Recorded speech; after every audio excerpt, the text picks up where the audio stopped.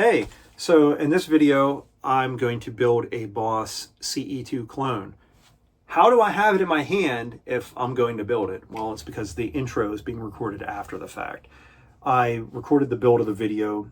During the build, I made a mistake and I flipped the anode and the cathode for one of the LEDs. And the pedal did not function. So I took it apart, got my meter, and I was troubleshooting it. As I was troubleshooting it, my phone died. My phone is what I record these videos with. I just do it with my iPhone and a little tripod thing I bought at Best Buy. I hit the phone to light the screen up, and I saw the Apple logo. It said, "You can find your phone," which tells you the battery is low enough you can't do anything other than have the phone be found. Stopped what I was doing, ran up, charged the phone, came back down, finished troubleshooting the pedal, got it to work, and here we are. The next thing I'm going to do is, after I finish talking for about another 30 seconds after this part, after this, I'm going to go over to the amp that's right here, but when you are right there, it'll be right in front of you. And then I'm going to play it. Now it's going to be iPhone audio. I will do a video later on where I actually hook this up to an interface. And I think it'd be cool to maybe use like my JHS switchback and to switch between this and a BYOC clone. You can't get those anymore though, because that guy, what a story that turned out to be. And then maybe try this against a Boss CE2 or a CE2 Waza, whatever. Anyway, it was a fun kit to build. It was a lot of fun. I can't express enough how well put together the StompboxParts.com kits are. The little baggies of everything labeled, all the components were there. Everything was good. So a lot of fun. It took a while. I apologize. And I want to thank you for watching, for sticking around this long. And if you don't watch it, I won't be offended. I took part in the video and I wouldn't want to watch the length of that. So let's get to it.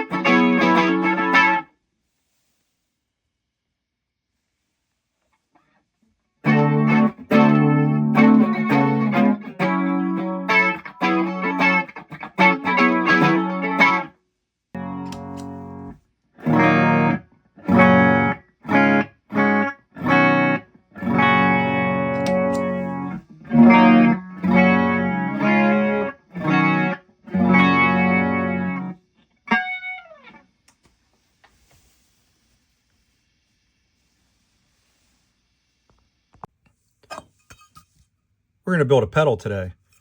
This here is a case that I finished.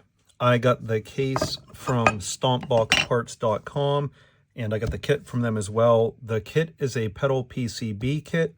StompboxParts.com will tell you they don't do any support. You have to go to these guys. If you haven't built a pedal kit before, I would not suggest starting with one that has this many components.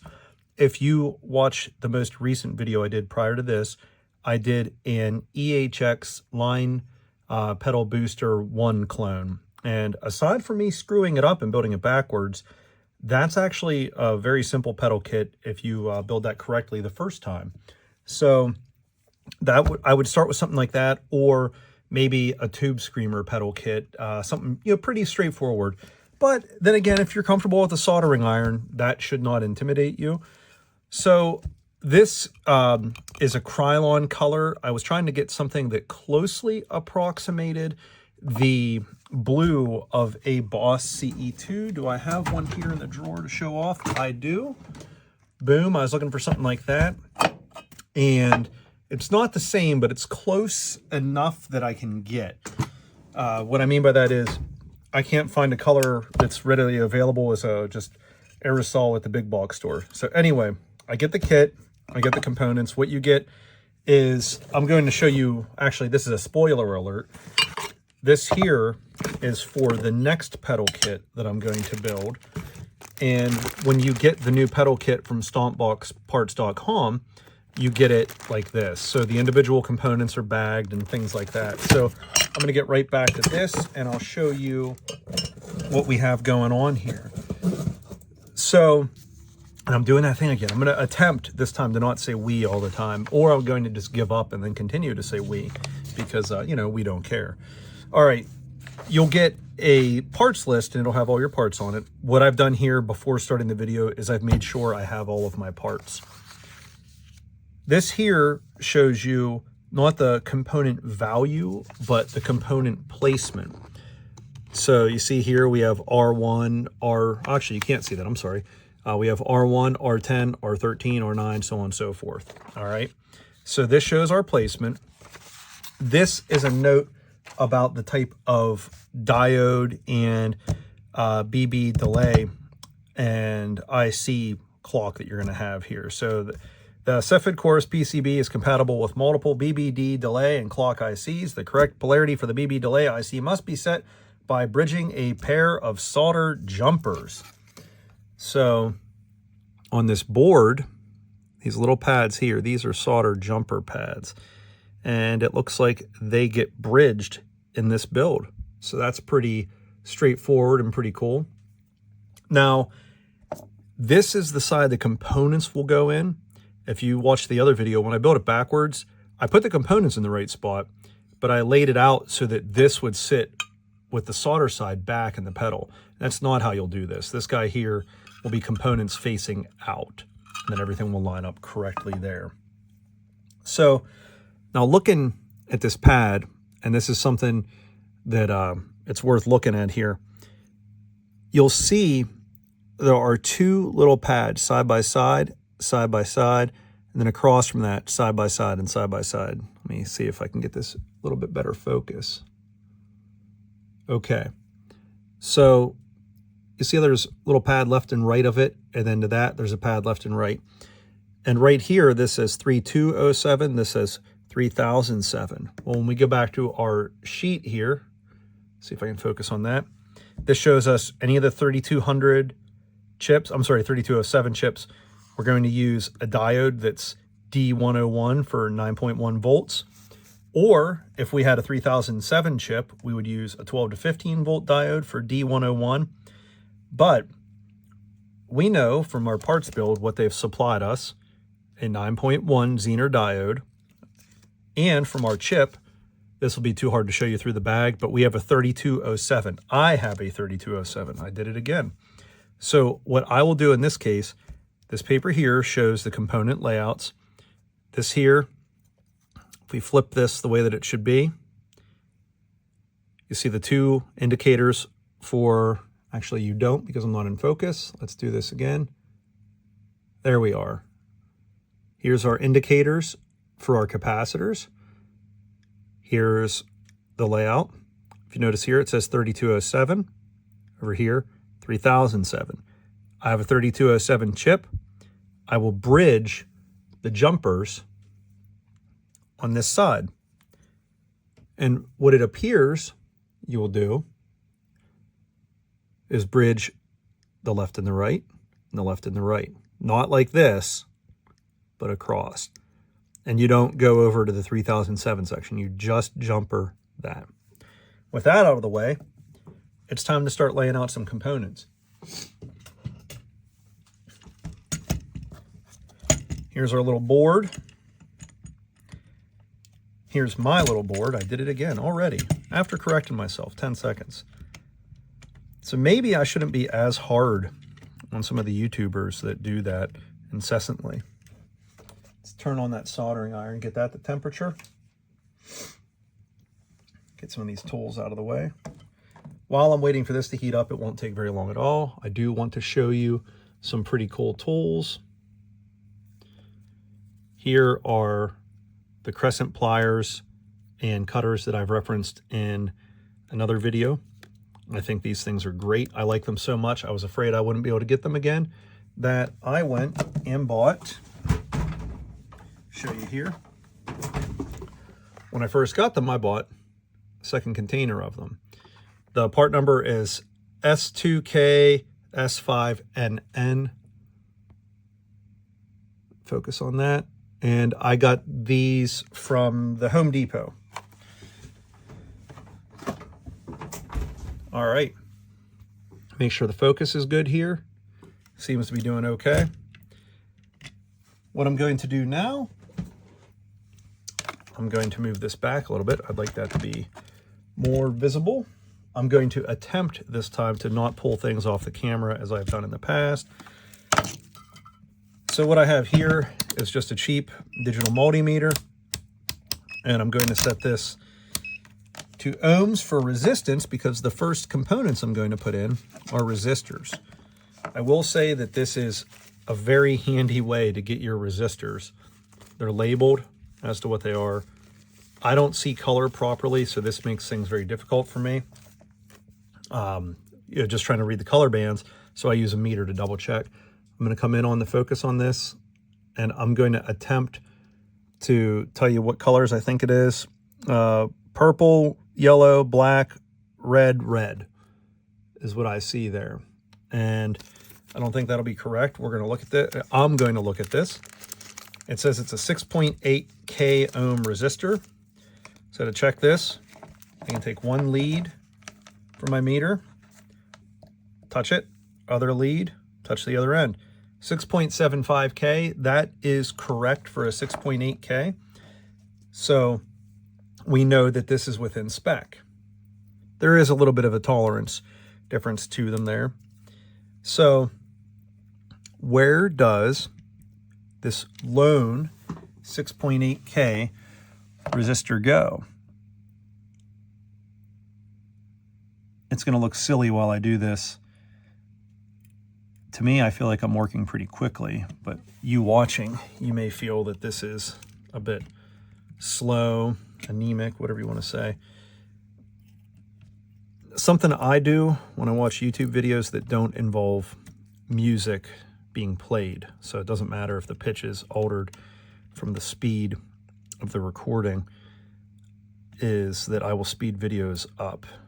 Now, sometimes I have to slow them down, to get the subject matter and learn it clearly, but if I am going too slow and if I ramble on, one of my tips to you would be to speed the video up. Do 1.25 speed or 1.5. Same as before, this is just Kester rosin core solder. I don't think I told you what diameter I use in the last one. This one here is 0.31 of an inch or 0.8 millimeter, and it's typical 60-40. So I find that's a good mix. Some people use lead-free, some people don't. I know that lead is not good to have around you, and there is no, quote, safe lead exposure, but I also know that I'm not eating my pedal, so I don't have any worry over that. All right, so if you've paid attention this far, one resistor has been installed. The next one is a 150K. To check the value of this, again, with this meter, one leg to one end of the lead, one to the other. Now, since that's a higher value, I'm going to change another position on my meter. This tells me this is 150.4, and it's supposed to be 150. So this is good. So now I just look around for a 150K ohm. I hope I'm not putting my head in the video when I do that. 150K right there. Whoa. So I figured I'd tell you a little bit about the day, tell you a story, I guess. Won't be that entertaining. So I am off of the job for the day. I get to have little bit of free time. And I just want to pull this closer to my face. I just want to make sure I went in the right hole here. 150K. Perfect. Okay. So I took today off. I had to take the son, my oldest boy. He plays piano in the piano guild. And it sounds kind of esoteric, doesn't it? But that's just what they call it. And he goes to his lessons and all that. And his instructor, she's very, very good. She plays in the symphony where we live. I actually think she retired from the symphony this year. She's 93 years old. And, or 92 or 93. Anyway, she is phenomenal. And she has a handful of students that she teaches that always do pretty well. And we're very, very blessed that my oldest boy gets to be amongst those. Now, what they do today, or what they did today, is they perform their piece in front of a judge from the piano guild. So it's one person comes, you play all your pieces, you got to do them from memory, and they grade you on your timing, tempo, enunciation, things like that. And at the end of it, it's all... this is supposed to be 2.7. It's 2.68, so we're in.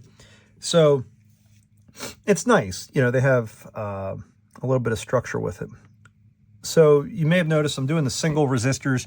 Now, there's a handful of them that are, there's several of the same value, and I'm saving those for one shot here. That'll be easier to find that. So where am I going here? I feel like I already went over it and I missed it.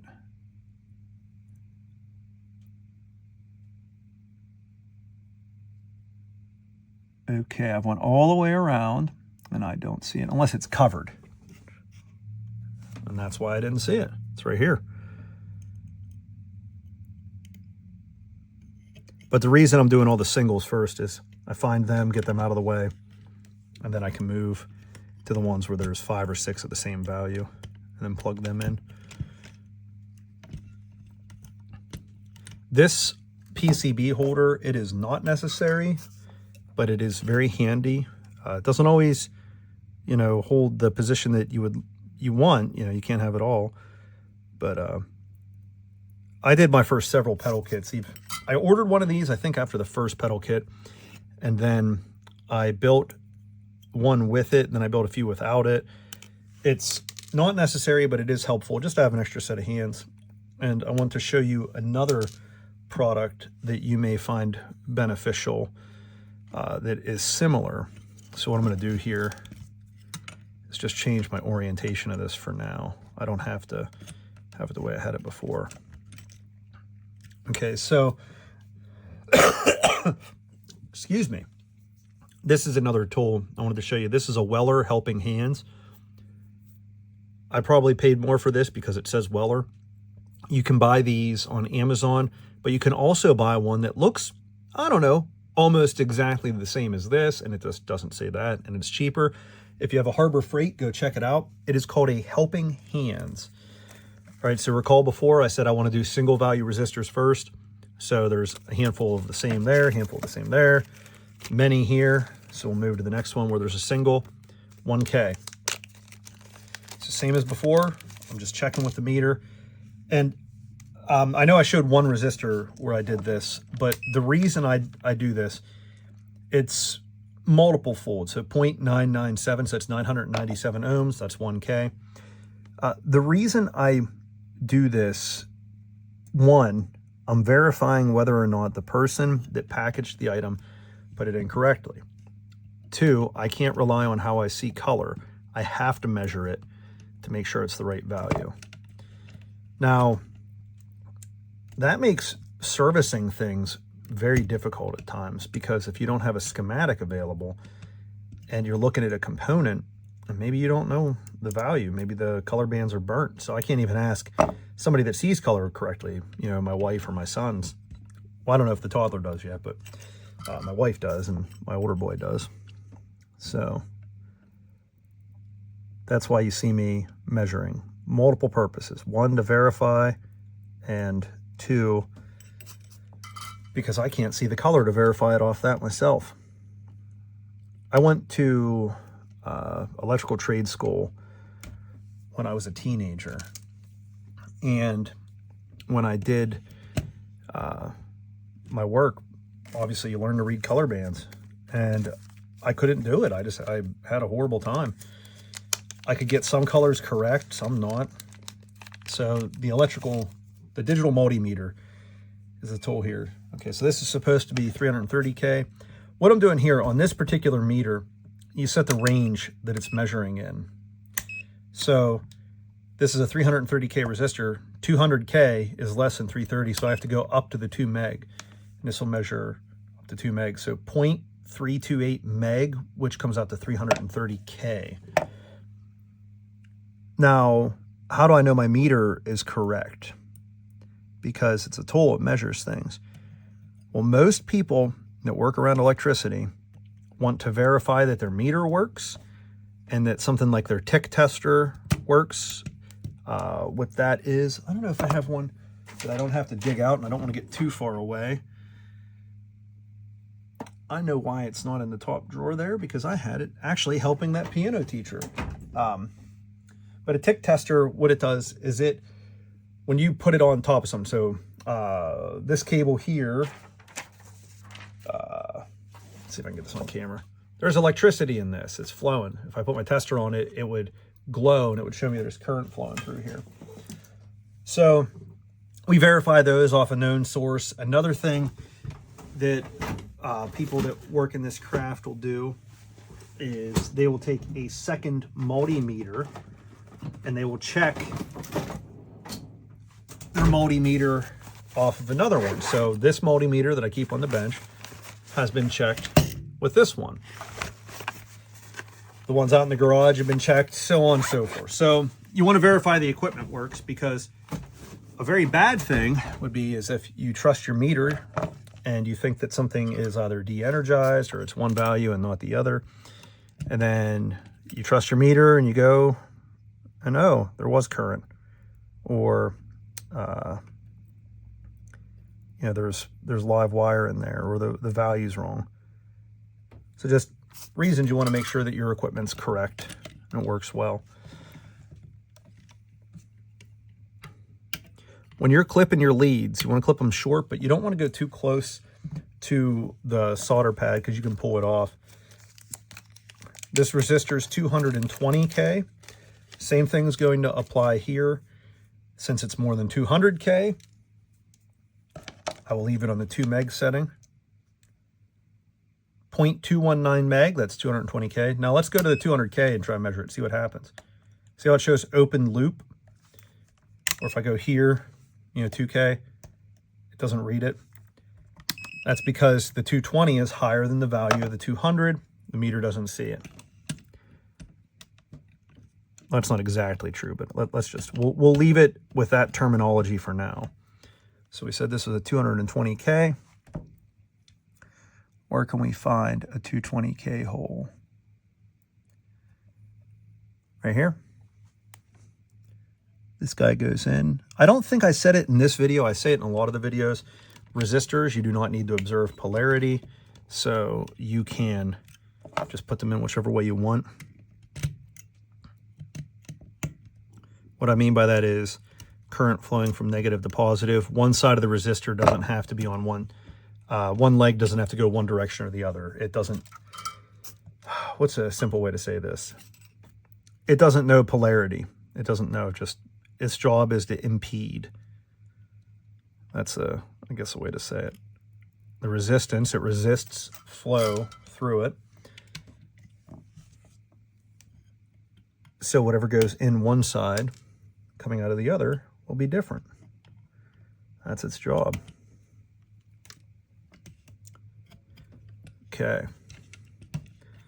Let's see here. There's 2 in that bag. This is a 56K.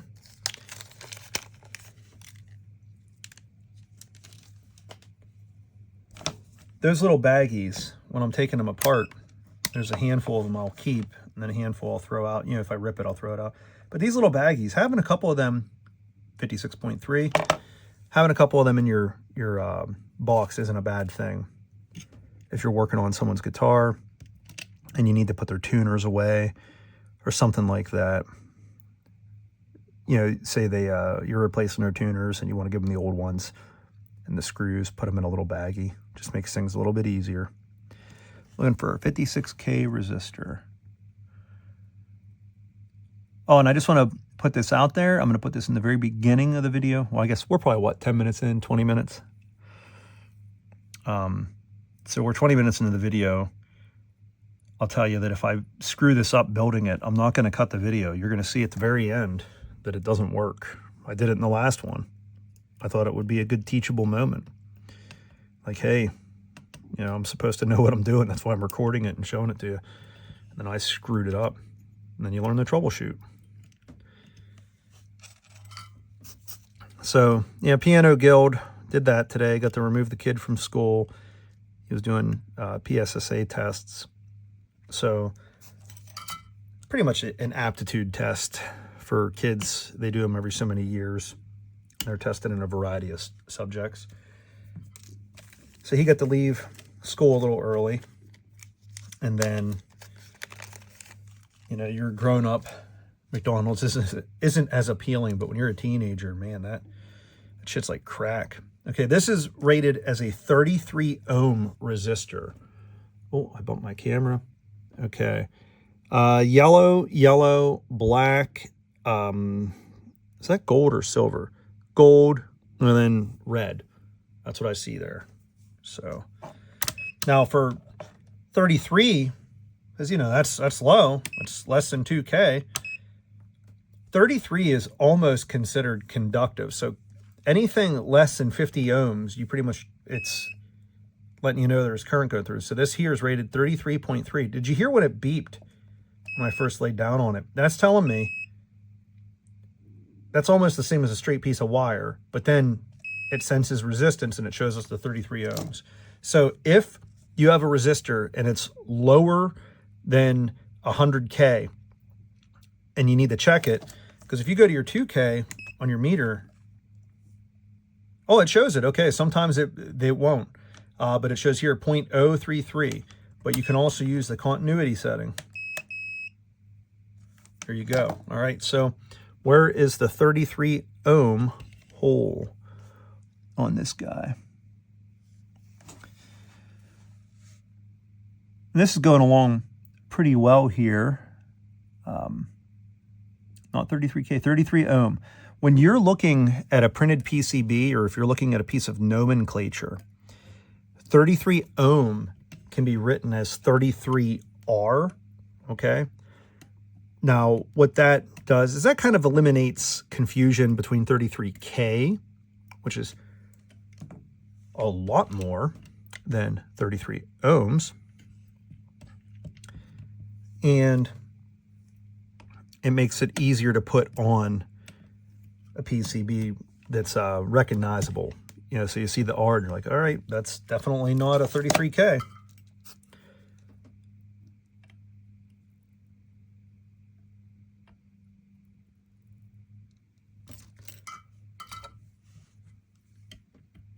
So, and when you see the camera wiggle, when you hear how how lame my setup is, I have this bumbly tripod thing that I bought at what's it called, Best Buy, and it has like these bead looking legs that can turn whatever direction, and then I have the thing zip tied to a pole that's over my workbench. So this is another one of these resistors. It's 470 ohm. Now this here, I'll be able to read it at the 2K. Right there, 467, that's 3 ohms off, which is well within the margin. Your color band at the end shows the tolerance of the resistor. So you'll have resistors that are in different spec. So all I'm gonna do now is look for the 470R on the board here. So 470 is right here. It's right above one of the other one-offs. Put this here. This will go much quicker once all the single values are in. because it's less looking for one and more production at that point. So then, in addition to this, the other reason it goes faster is the obvious one. There's less holes to look into. Now, it doesn't matter how long it takes you to build this pedal kit. Don't try and rush through just for the sake of doing it. Don't feel, if it takes you 4 hours, who cares? It's built. And you got something to do for longer. So why do I build these pedal kits? That's a good question. I have the pedals I need, and I do use the pedal kits periodically. I'll put them on the board.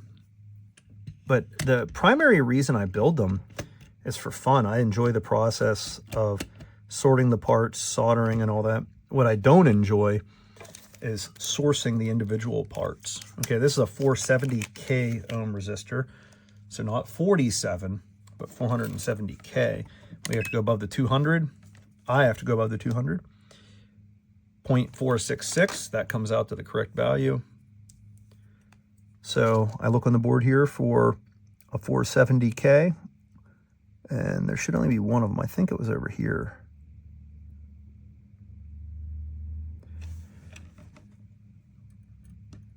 Oh, it's on the wrong side of the board, but the right, is it top, bottom, whatever, but wrong side, left, right.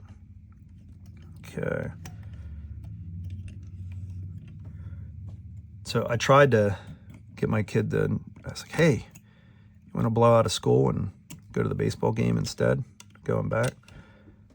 And he said, nah, he better go to school. He loves baseball. The kid lives for baseball, but he also knows doing well in school is very important. So I'm very blessed that way. So that's that story time. Some of you guys obviously know I play guitar. Some people that have been around for a little bit longer know I play out live a handful. So I play in two main groups right now. One is an umbrella tribute to 80s hair metal, and then the other one is more 70s, 80s, 90s rock type stuff. So I get to play a lot of fun stuff, and having diverse effects really helps, because some of the stuff you're playing from different artists, you want to try and get at least some of their sound. You want it to sound believable. So these are all 10K ohm resistors.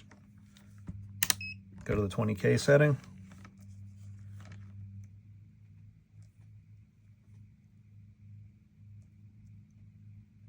Oh, and the third reason for checking these, it's very rare, but a resistor can be junk out of the box.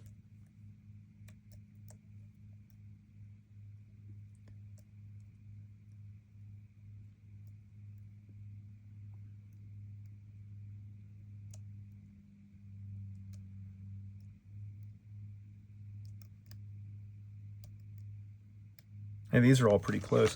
I'll show you something else pretty cool. This will be interesting. So here's two resistors.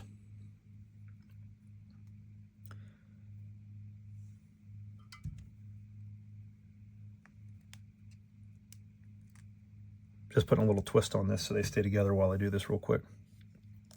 So, see, am I on camera doing this? No, I'm not. Now I am. Okay. Ignore that little loop. It's unsightly. There's one resistor, and it's in line with another resistor. What happens if I measure it with this setting? Go to the next setting up. It is 19.9. Why?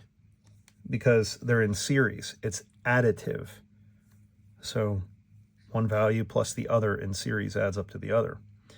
Now I'm going to untangle these, and we're going to do them in another orientation. I guess I didn't have to untangle that to show you the next one.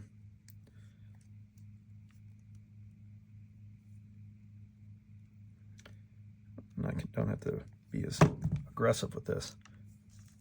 So now they're not in line with one another. They follow the same path. They're in what's called parallel.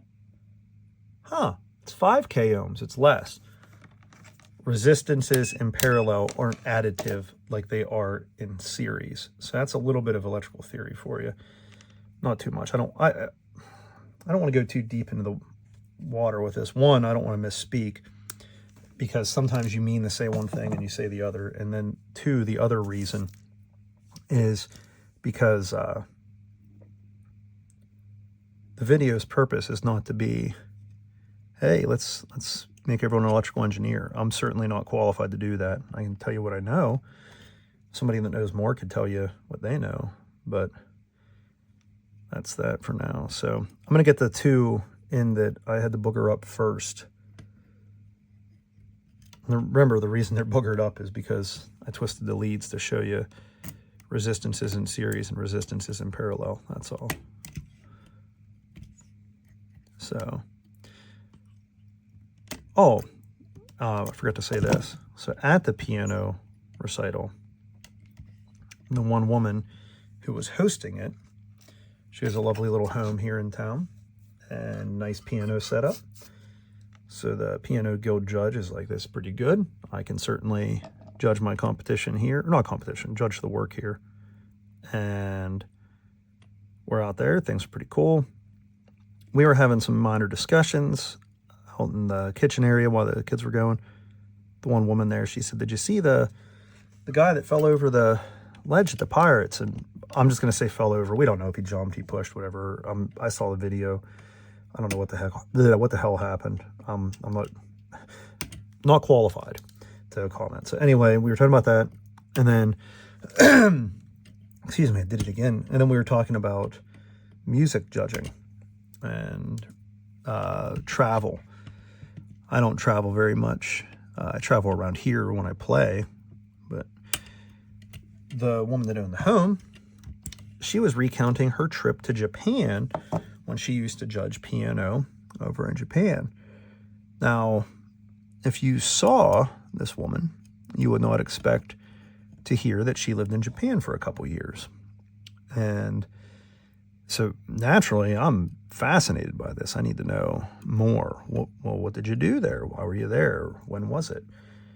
And then I had mentioned, did you see about that guy who went to Mount Fuji, attempted to crest it, received altitude sickness for his trouble, was rescued, and then here he had left his phone up there, so he went back to get his phone, got altitude sickness again, and then they had to rescue him again.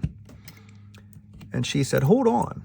And she walked into another room, and she came back a moment later, and she was carrying a stick with a Japanese flag that was older. You could tell at one time this thing was a piece of white, whatever fabric they would have been made out of. And over time it had aged. And there was the rising sun, and there was a bunch of Japanese characters on it. And as you can guess, I don't read Japanese. I know what a few characters mean just from my years of judo. And I know some Japanese, pretty much enough to get a black belt in judo. So under the USJA, there were certain standards. You had to be able to name all your throws in English and in Japanese. You had to count to 1,000. We didn't go that far when we did it. Basically, for us, it was each Nissan, Shi, Go, Roku, Shichi, Hachi, Ku, Ju. And then you would just start into the tens, Ju, Ichi, Ju, Ni, Ju-san. Then into your hundreds. And then if you could just demonstrate 1,000, because they weren't going to stand there and wait for you to count to 1,000. And all your throws and stuff, the different types of techniques you would do. So, for example, rear sacrifice techniques, you would call those ma, sutemi, waza. So ma, rear, sutemi, sacrifice, and waza is technique.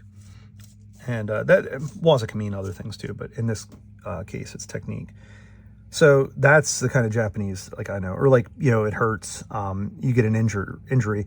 So if someone's an anime person that watches inappropriate type, they've heard this one before.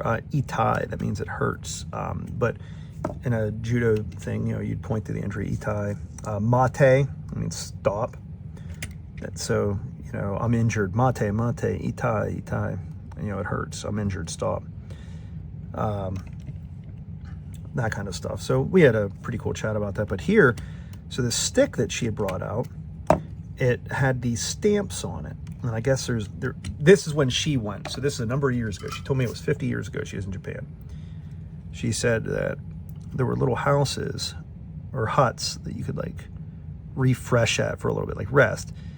She said the journey up took 9 hours and the journey down took 3 hours. But this stick was pretty cool because when you get to wherever, they would stamp it each one. And it had the stamp for Crest in it. So here's this little old lady. Okay, I'm, just average looking piece of shit, American guy. And so average height. I'm probably a good 8 inches taller than her. She's obviously a senior citizen now. And, like there I am in this woman's kitchen, and we're just chatting about her trip to Japan when she was over there working. And, you would never have thought that this woman was the one that summited Fuji. So I think the moral of the story is don't judge a book by its cover. And then, I guess the other thing is you see these folks that are older, and, maybe you're just like, that's an old person, or whatever.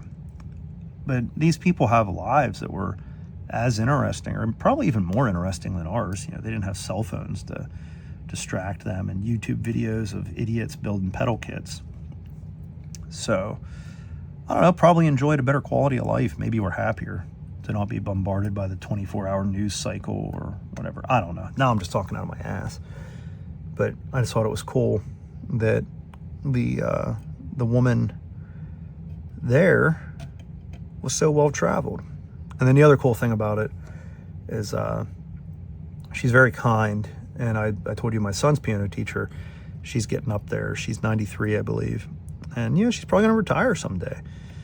And it's my hope that my son doesn't just, oh, well, yeah, she's retired. I don't want to play piano anymore. Obviously, he can do whatever he wants. It's his life. But it's very nice to hear that nice piano music. And I'll tell you this, too. So if you're a parent and you have a child that's playing piano, it does suck at the beginning. It doesn't sound as musical yet. But just keep your mouth shut. Be encouraging. Listen. Oh, I like when you play that. Oh, can you play that again? And just encourage. And then if you come from that place with it, I think that you'll find some enjoyment, because then along the way, you will get to hear the progress. I mean, you'll hear it was like, wait, before this was like, oh God, I need to go do something else. And then, now you hear the practice and you want to hear it because you want to hear how much the improvement, or how much of an improvement there is. At least that's how I feel about it. I actually had a similar conversation with the one group I would play with. They were having some trouble for a while with some band members that were a little bit difficult. So they had this one guitar player guy who is quite talented as a guitar player, but he has a lot of problems. Attitude, substance, you get the idea. It's endemic to life, not just music. But he also has some delusions of, what it is, what we do. I mean, let's face it, we play music to entertain people. If we were going to be, the next big thing, it would have already happened. You don't get to the fourth quarter of life. I have a story about that. I'll get the fourth quarter of life comment, but you don't get, so far along, then it's like, oh my gosh, we're going to make it. No, you just resign yourself to what you are. You're an entertainer, you play music that people like to hear, and you have a good time doing it. Well, this guy hasn't let go of the dream, which, hey, you know what? In fairness, that is a good thing. But as a result of these delusions, he goes around and he makes inflammatory comments online. And let's just say there's a reason that a dude that's that talented isn't playing with anybody. They don't want to deal with it, the problems, the substances, and all that. If to play your average music at a club, I'm just making numbers up here arbitrarily. Let's say you have to be a 7, out of 10 on ability. And, all right, boom, you're a 7. And you can play all this stuff. People get along with you. They like you. Perfect. No one's going to say anything. But what if you're a 10 and it sounds just like the album? but you're just insufferable. Nobody wants to be around you. And people don't believe this, or they don't think of this. The fans get that stuff too. Like, so if you have people that are coming out to see you at a show and you're a douchebag to them, they get that. They sense that, they feel it, they see it. And I don't mean like, hey, maybe you have some anxiety and you just don't want to talk, you know, so you hide. I don't mean that. I mean, just, you know, if you're a dick to people, they get that, and, you know, that'll come through in your music too. So this guy, you know, he's a little bit difficult, very talented, and, you know, I really hope that he gets his head out of his backside, because he's a really good player. But they had someone like him. He wasn't working out. They had another one that wasn't doing too well, and one that wouldn't practice. Like, you know, had they practiced, they would have been amazing. But here the guy wouldn't practice. He would just get baked. And they finally replaced the bad talent in their group, and they got some good talent. And I was talking to him, and I said, I just got to tell you, you know, you guys should be really proud of how far you came. You sound great. Things are good. You know, just pat yourself on the back. You endured. You put up with it. And out of the deal, you have a story to tell too. You know, they not saying the gossip. No, what I'm saying is, you know, we started out and we've improved, and, you know, here it is. Things sound good. So, yeah, good group of people there to jam with. But, like, just some advice. This is just advice in general. It's okay to have your opinion about whatever. And honestly, it's okay to say whatever you want to. I mean, you know, no one should tell you can't have free speech. But just observations I have. I've never gotten into the whole so-and-so is, you know, the best ever. And we're going to worship the ground he walks on. And this guy here, you know, he got kicked out because, you know, he's on drugs. So let's tell everyone his story. And then, like, you know, this guy here, you know, he's great, but their band sucks.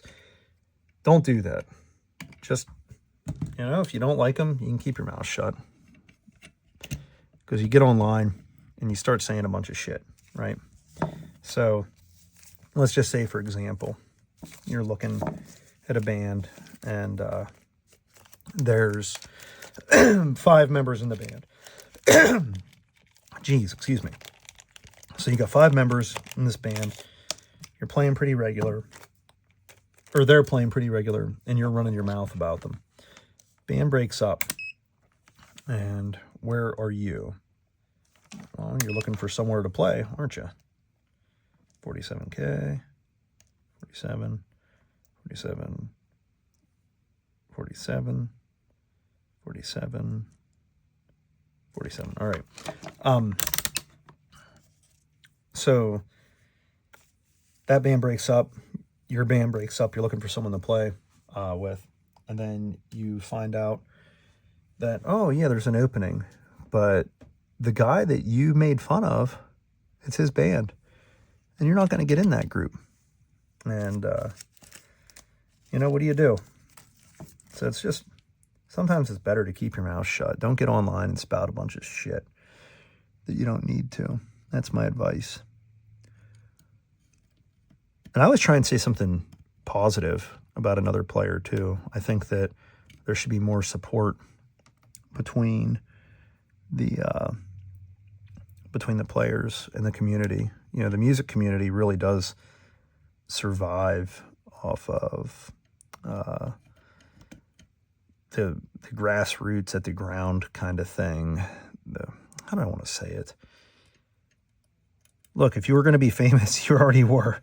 Like, the ship has sailed more than likely. If you're playing, you know, the weekend warrior circuit, it's better to just be humble. You know, be good to people, and it'll come back. That kind of thing. And it's always better. I mean, I have the fortune of playing with some really good musicians. In my opinion, I'm blessed. I get to play, and I always want to play around people that are better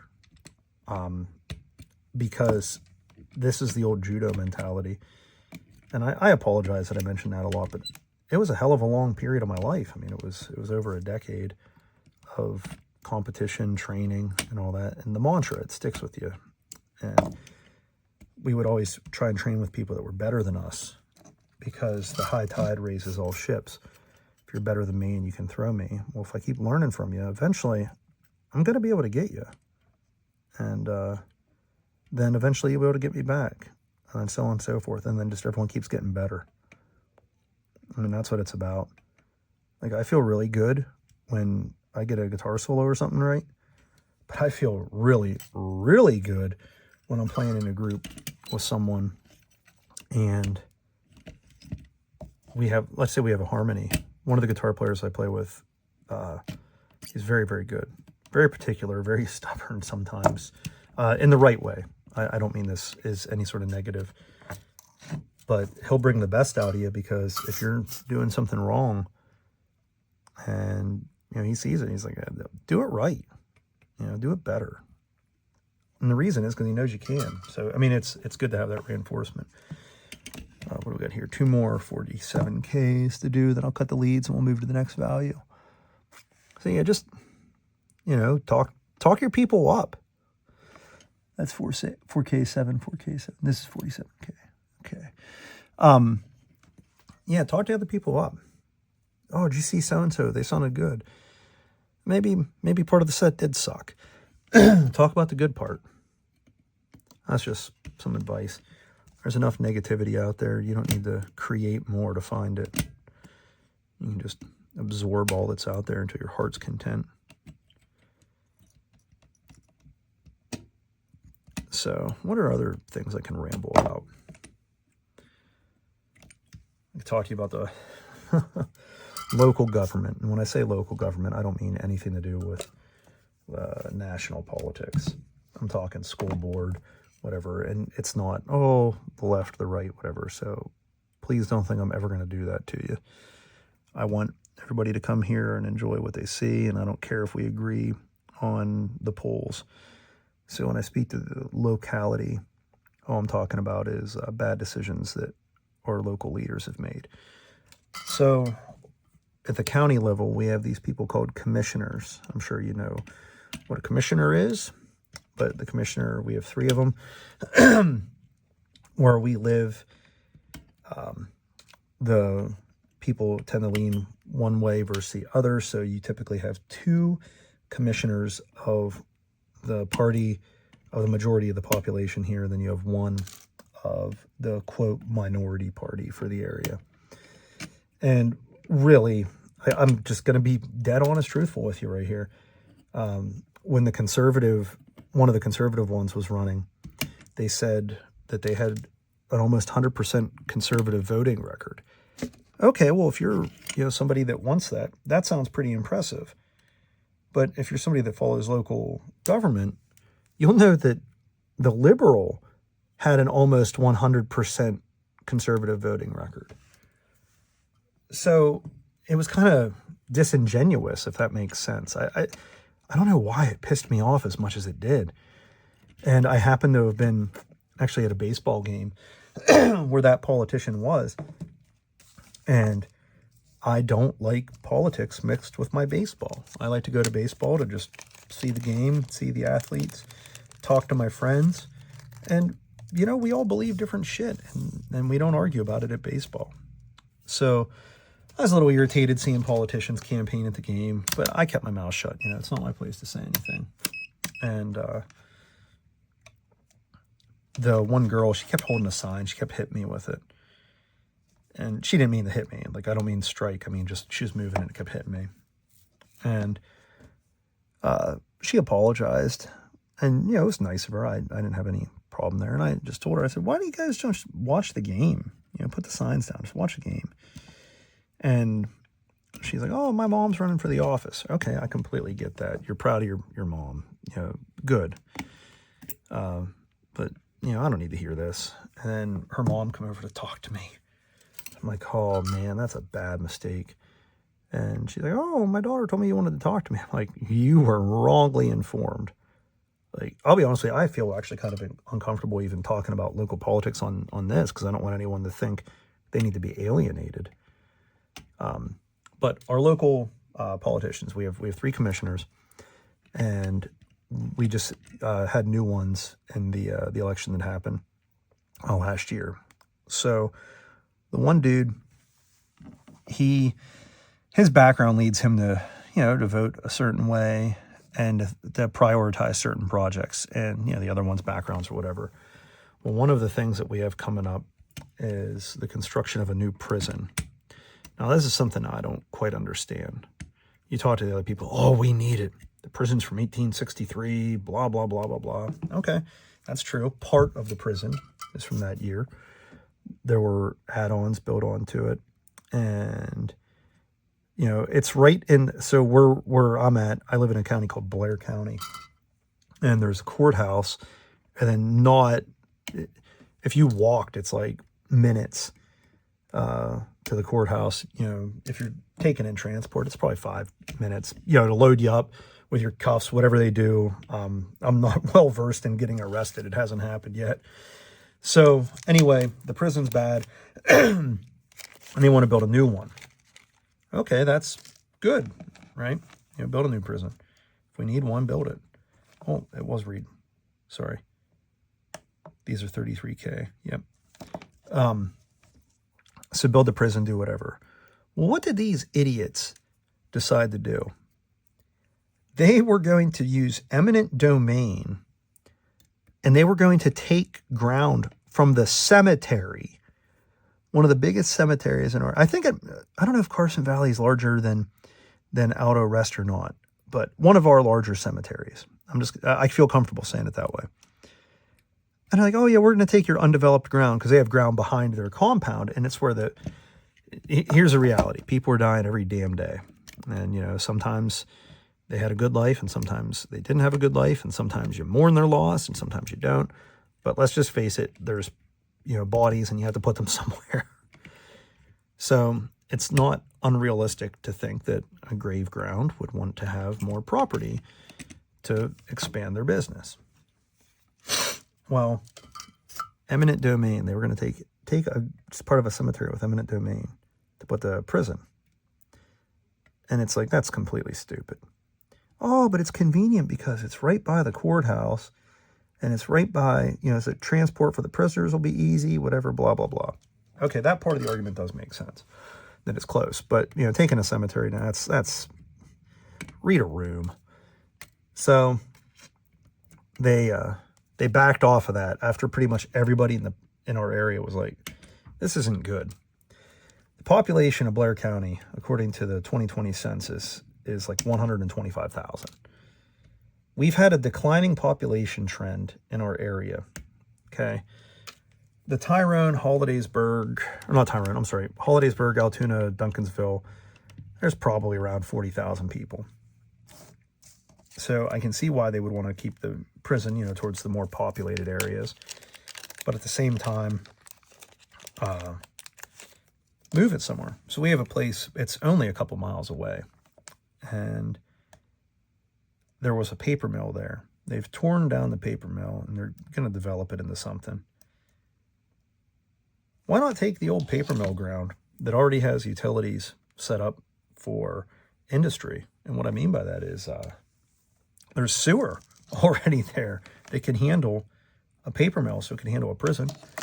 There's 3-phase electric on site. So, utility, parking, ground. And the other benefit is it is on a straight shot pretty much into Hollidaysburg. It's like a 10-minute drive, if that. So prisoner transport would be easy as can be. They can build a new prison there. It's not right around residences. You're not taking a graveyard. So that's my opinion. So that's what we have going on at the county level. A handful of years ago, we had a reassessment. These commissioners that are in office are not responsible for the reassessment. Inept leadership for all of the years before is why we needed reassessed. So the politicians, where we live, you get in, you become a commissioner. You try to. You want to become a commissioner. You do 2 terms, you get retirement from the county. The job, I don't know what it pays now, but years and years and years ago, it was like 70 grand in an area where, $15 an hour is like the shit. So we kind of live in a depressed area. So these guys get paid a lot of money, 2 terms, they get a pension. Most of the people have a business outside that they were still running. Many of ours were attorneys.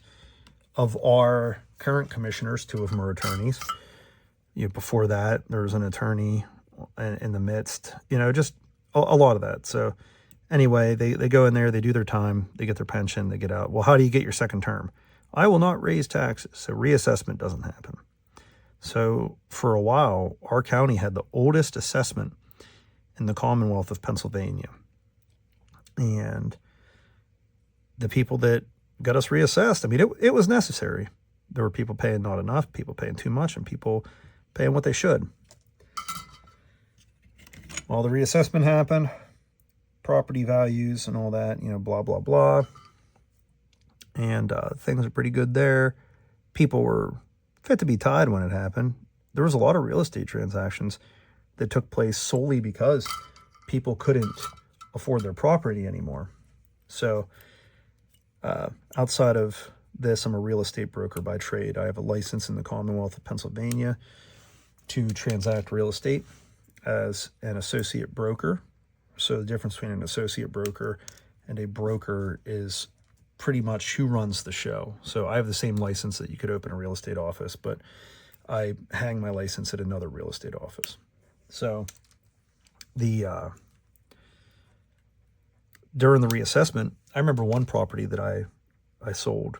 So the guy had it, and he had a part-time job, and he made a wage that he was comfortable with, and he had a couple hundred acres. And what he did was, the one farmer that's near him, he would lease ground to him so he could farm, make a couple extra bucks, and that lease was more than enough to pay for his taxes. Well, reassessment came, and his taxes went from a farmer being able to pay it from one crop lease to this guy's entire part-time job income had to go into paying these taxes. So naturally he called, he's like, I'm going to lose my property. And I'm like, I don't want you to lose your property, because if you lose your property to taxes, some other asshole is going to go in there and buy it for next to nothing. And I hate to see that happen to good people. So we sold his property for him. He made a pretty good amount of money. We did a good marketing campaign for him. We got him an Amish buyer that bought the farm. And then the seller, he was unhappy because he was losing something that he really cared about. But he was happy because we let him go on his term, and he ended up not losing his farm or property, not losing the ground, not being embarrassed and humiliated in that way. And he got to walk away with some money in his pocket. And, $500,000, $1 million, whatever, that'll change your attitude, when you're on the verge of losing everything. And so he got about $500,000 from the sale of the property. And then he had timbered the ground too. He had a timberer come through, and he got another couple $100,000 from his trees up there, walnuts and stuff like that. So yeah, that's that. So anyway, in our county, we had the reassessment go through some years ago. The commissioners, they pretty much all suck. It doesn't matter what letters by their name. And they don't do a good job prioritizing our area. So back to the prison. We are a declining population. We have a number of people in county jail, county prison, that should be in state sentences and state prisons. We have cases that are waiting to be heard. We're down a handful of judges in our area. I don't think we need a new prison. I think we need to renovate the prison we have, prosecute the cases we do have, get the people that need to go to state lockup, and then remodel the prison we have. But no, we're going to build one, and it's going to be like $130 million. And, you know, in an area where I told you people are happy to make $15 an hour, taxes are going to get bad. And the story I told you about the dude with the farm, that's just one case of how taxes cost a guy his property. Well, I don't want to fearmonger, but I don't think it's hard to fathom that if we build one of these new things and we go $130 million into debt, probably going to see taxes go up again. So let's go to more inept local leadership. So there's one guy on what we have here. So I live in a city, and it's an actual city. So it's a, you know, the city of, rather, like not borough, not township, whatever. So it's a city. And our situation that we have here, I'm going to go here, diode. We're going to move, I'm going to move to putting in diodes while I continue this. So 1N914. Before I go back to rambling, I want to talk about this here quick. I'm going to bring this closer to the camera. I'm going to zoom in on it and get it in focus. 1N914, and then you see that stripe? Look over here, D101, there's a stripe. That indicates where the stripe on the diode goes, where the orientation for that is. This is because these do have to be set in such a way. And since I'm here and I'm already zoomed in, I'd like to show you this. This here, these three holes, this is where a transistor goes. See that flat line? That flat line lines up with the flat spot on, let's see if I can get this, since I'm already focused here. It lines up with the flat spot on the transistor. So back to this, we're going to put that one, I'm going to put that one N914 into that spot. I have two of those on the board to do. So you want to observe the polarity with your diodes. If not, you will fry the diode and the circuit won't work. So just do it right from the get-go. So there's a black stripe. That stripe's going to go right where that stripe is. I'll get the diode 101 here, the one that's labeled as 101. Oh, another thing I want to show you here quick before I solder this, where this leg's coming through, this pad's square. It's the same side that the stripe goes on. So you want to make sure you're observing that correctly. It's just another way to know where you're putting your components so you don't fry it. And if you did ruin it, you would just unsolder it and put a new one in. But if you're building from a kit, you probably don't have a new one laying around, do you? So that's that. But, okay, where was I saying? So prison, taxes, city council. All right, so city council, we have a bunch of bozos on that too. We just hired a city manager. He's getting like 150 grand a year. Why do we need a city manager when we have a mayor that's full-time and gets paid, and city council that gets paid? Just seems kind of silly to me, you know, but what do I know? So what are they doing? Well, they went out of their way. Where's this other diode go? They went out of their way. It's not that one. It's right here. They found some property. There's a little park, this property. Pretty much the entire block is a park. The city put signs there. Park hours between this time and this time. The Central Blair Rec Commission ran the park.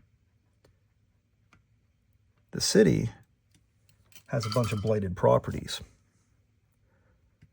The code enforcement guys are doing what they're doing. They're trying. But it's a process to get properties fixed up. You know, people do have legal right to their property. And, you know, depending on the case, a magistrate might side with the property owner instead of the city. So they go, we have these blighted properties that aren't paying taxes. We have these asshole landlords that come from out of town, buy these properties at tax sales, realize they're turds, and they never ever do anything with them, and then they end up on the tax roll again, and then sold again, and the process repeats itself. Now, I told you a little bit ago, I'm a real estate broker, so the same thing happened before. I would get these calls, and they would be from real estate agents out of the area. Hi, Rob, I'm a real estate investor from whatever area. I bought this property at a tax sale. Can you go through, give me a comparative market analysis, tell me what the property should sell for on a local market? So I go to some of these, and I had a handful of them. I told the guy I wouldn't even list them. I was like, these, no, like, no. And this isn't uncommon. I mean, I'm not the first agent that this has happened to. And not the first broker, won't be the last. So the city's like, we have to increase the tax rolls. Well, this one councilman, actually, I'm not embarrassed to admit it because, I mean, I stand by my decision. I voted for the guy, and I don't agree with the guy on this, on a lot of things. And I actually think that he's kind of pissing me off, to be truthful with you, if you want my God's honest answer. But he said, hey, we need to increase the tax base. So this park, we're going to take this park and we're going to convert the land. We're going to give it to the redevelopment authority. So basically, you have council and you have these people, and they're like, we're going to do this. Let's focus back on our work here. We're going to do this. This is going to be our plan. And then the redevelopment authority has some of the people from council and then their buddies and all that. You see where this is going.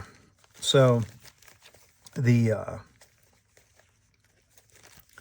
council says we're going to increase the tax base. They give the property to the redevelopment authority. The redevelopment authority transfers it to a local developer. Everyone's asking questions on, like, you know, why them? Why do they get it? Why do, you know, what are you getting out of it? We'll say that. You know, so what are they getting as a bonus? So this is the one UF capacitor. It's a box capacitor. It does not need to observe polarity. And I'm just putting it in because it's the bag that's in the hand while I continue rambling about the local city. And naturally, the people that live in the area of that park are pissed off because those people live in an area where they have yards that are like the size of my work area here, right? And that park is a huge benefit to them. Kids throw footballs, baseballs, sled ride, run around, play tag, whatever. The city they're like, we're going to get rid of this. We're giving it to the redevelopment authority. The redevelopment authority is going to give it to this developer. The developer is going to get to sell these at a pile of money. And here's what we're going to do for you, people that live here, people that we weren't going to do anything for until you complained. We're going to give you a 60-foot by 120-foot parcel, or I think it might be 60 by 120 park to play in. You know, like, there you go. That's what we're going to do to make it up for you. Needless to say, that's people aren't happy about that. I'm going to put these in now because why not? These are the holders for the IC chips. And whenever you have the opportunity to put a chip in, or a holder in, instead of just the chip, it's safer for the chip. You have less chance burning it up. So yeah, this park situation is turning into something. And you know what? While I'm here, I'm going to put that trim pod in.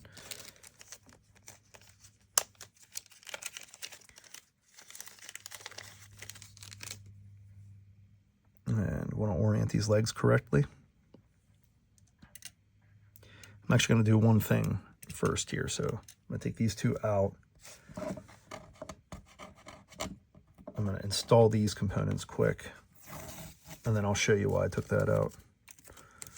Okay, so this is my trick. Sometimes I tape components down just to keep them in place when I flip them over. So people protested. They said this is ridiculous. City says, we're going to give you a little crappy park, because this was never a park. It was never actually a park. We never designated it as one, even though we had signs that said it's a park. Well, the people, they found a lawyer that happens to agree that it's a park. And he took the case on. So now the citizens of the area are taking the city to court, or the redevelopment authority to court over this. And I don't know, with a little luck, they might get to keep the park. I don't live too far from the park. I don't go there anymore, but when my son was little, we used to. Just open green space. I mean, what's wrong with that? And then that same city council guy, and I'm picking on him because he's the worst of the bunch.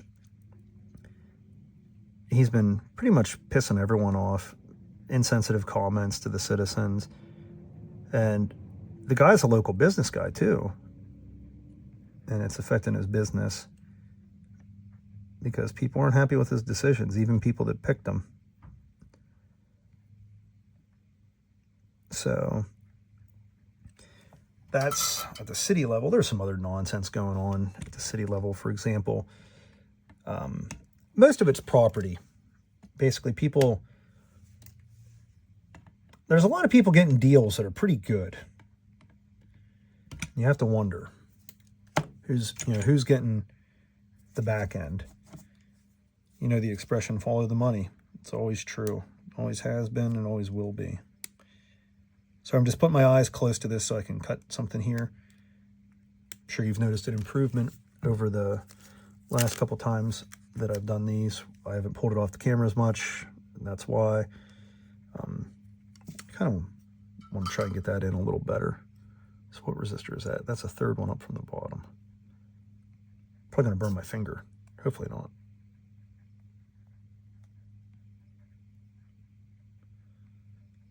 Got it to melt, but I didn't get to go down anymore. Oh well, I guess that's what it's going to be. I don't want to risk damaging the pad. Show you what I'm talking about. This one is up a little bit.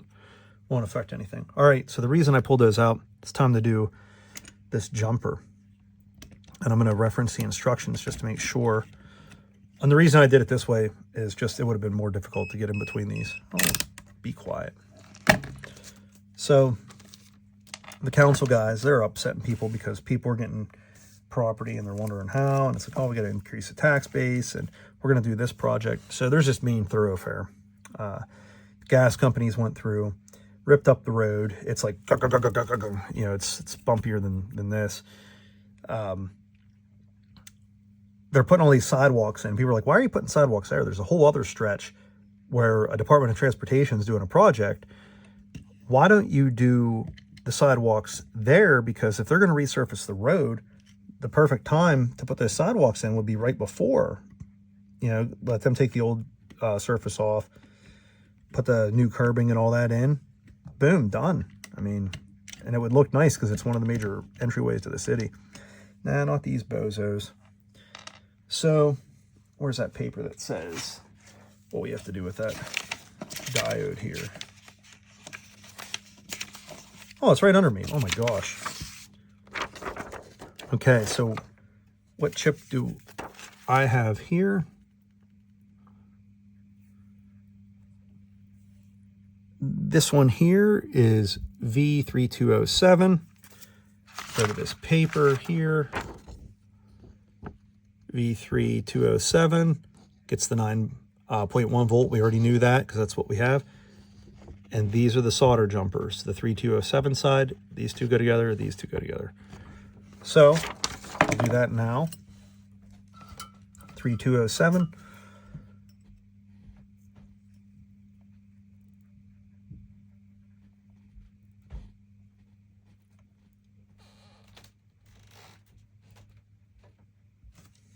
I'll show you right here. Just two little happy blobs of solder. And that's it, 3207 section. All right.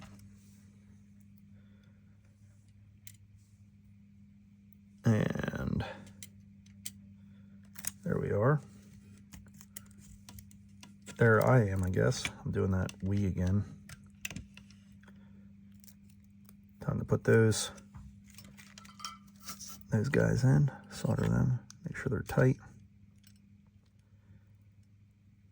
Yeah, so that's that there. So we have people getting property that you're wondering why they're getting it. You have basically, oh, that's just a good old boys club. That's the best way to say it. So now we'll move to the school district. Our school district, we have a good school district, but it's run by people that aren't wise with their money on the fiscal end. There's like a $30 million reserve fund, and they're talking about needing more money. So we're probably going to have another tax increase. We do have a really good school, though. We have a newer high school, which probably why a lot of people are kind of wondering, well, why do we need more money for school stuff when we just built one? And so we have a newer school, resource officers, good teachers and all that. I mean, I'm not upset that my kid goes to the school here. I am upset that I'm going to have to pay more taxes. But it's typical. Yeah, that's life. I'm sure your community's the same way. You got some good people that get in and try and do the right thing, then you got some people that just suck. What I'm going to do now, I'm going to install some box capacitors. The box capacitors are different than the electrolytics. Actually, you know what? I'm going to do these disc capacitors first. I'll do the 470 PF. These are not polarized. There's two of these here. Let's see. 470p. I bumped the camera again. And where's our other 470p? I will push those down in a minute. I just want to make sure that I have all of these, because I did not check my capacitors. Then we got 100 PF. I have 100 PF. I did it again.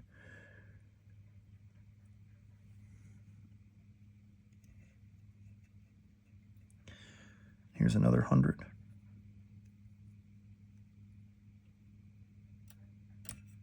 Whoa.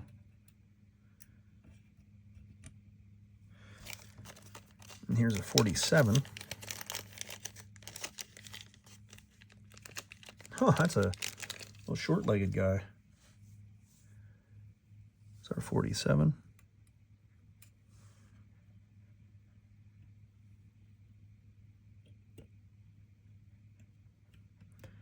Now that 47 I let drop all the way. I tend to not pull the capacitors all the way down. The disc kind like this. I leave a little bit in case you have to get at it. Obviously, I don't leave them higher than the other components. When I do capacitors, I tend to do one leg and then go to another component.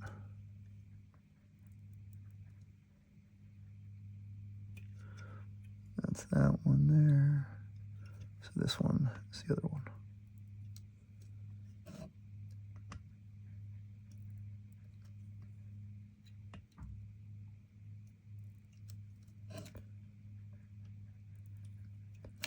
Yeah, so, okay, what I say here, I complained about the county leadership and the stupid prison, and I complained about the redevelopment authority. What else do we got here? I complained about the park that the redevelopment authority had. What else do we got? What other fine things are coming up? Oh, I talked about the school, how taxes are going to go up there. I will say that not everybody on the school board is an idiot.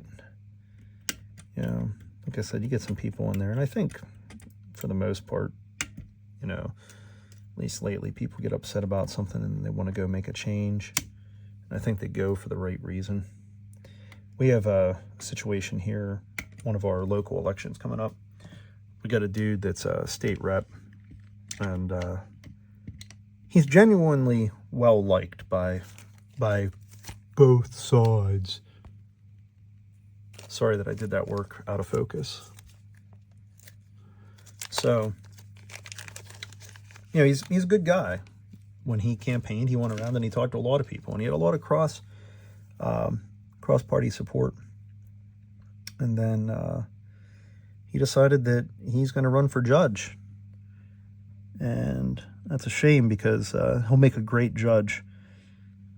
But it's really going to suck losing a good state rep that was...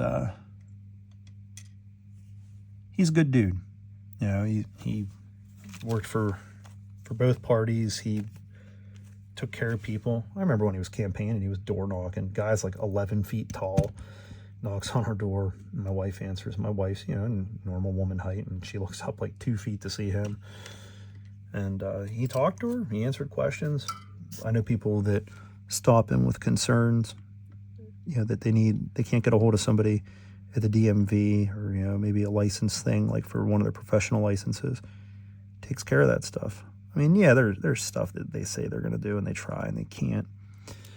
But, yeah, that sucks that we'll lose a good rep. And you could go, oh, well, we could vote for another guy for judge. Yeah. You're going to pick two, and he's one of the two best, you know, out of the pool of people. I will say this, though. All of the people that are running for judge are very well qualified. I mean, all of them could do it. So I guess this is a good problem to have. People that are good at the job, and you have to make a hard decision on which one you think would be the better one. At least that's what I think. Moving on to the next box capacitor. These say 3N3. They will go, one will go right. I thought it was there, but it's not it. Oh, well, was it? Huh. Lose my mind. Oh, I want the numbers to all face the same way. There's no polarity here on this. I just do it. It's an easier read. If you go to look at the board. That was 3N3, and you know what? We'll do the 33N while we're here. No, those legs are shorter. I'm going to have to tape them down. We will not do them right now. I will not do them right now. This is going along pretty well here. One of my neighbors is mowing grass before the rain comes.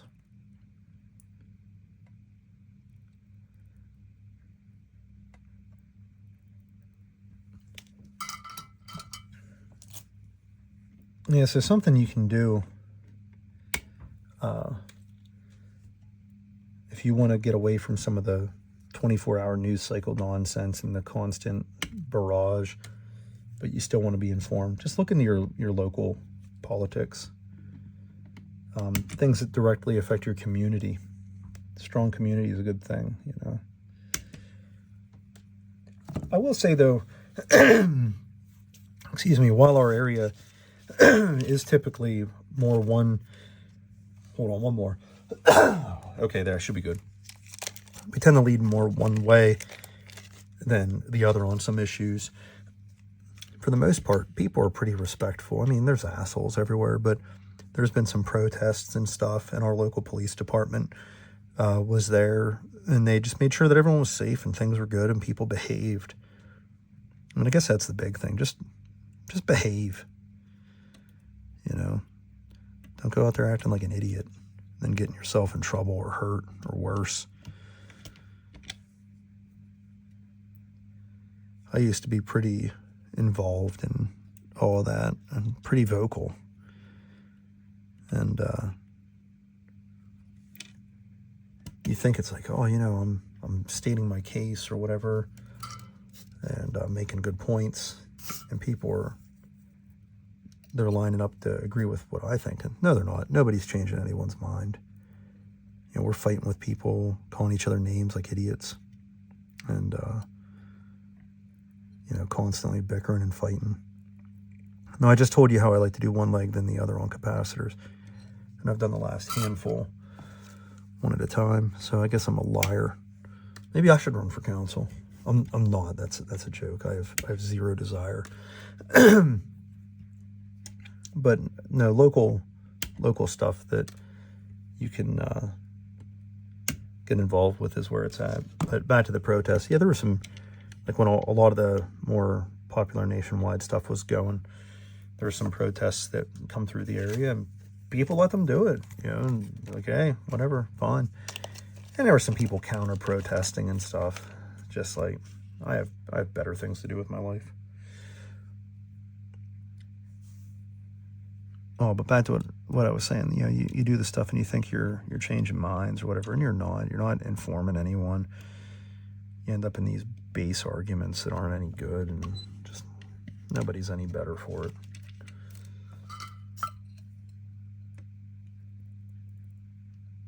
So back to our pedal here.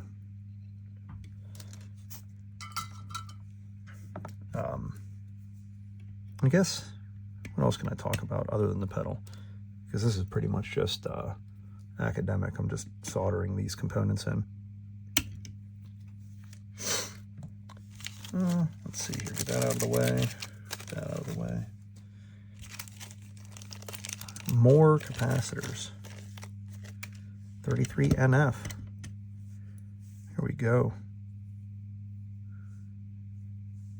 33N. I'll have to tape these down so I can solder them in. And there's a 33N. One more. 33N right there. Okay. Now what's cool about these kits is that you can build the pedal without referencing schematics and diagrams. You just look at the thing, you know the symbols, it tells you what to put in. You can just solder it.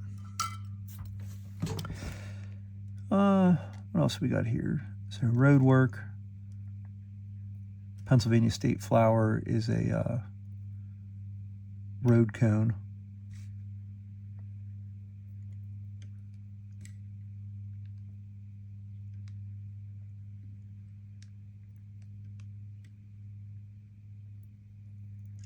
And don't get your car aligned, because you'll need to get it aligned in about a day. Just bringing this up to my eye level so I can cut these resistor legs.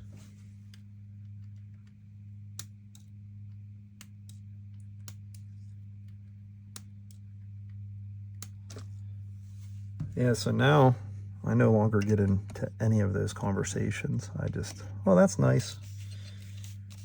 Or even if it's something I know about and I just don't want to get into an argument. Oh, I'm not familiar, I'm sorry.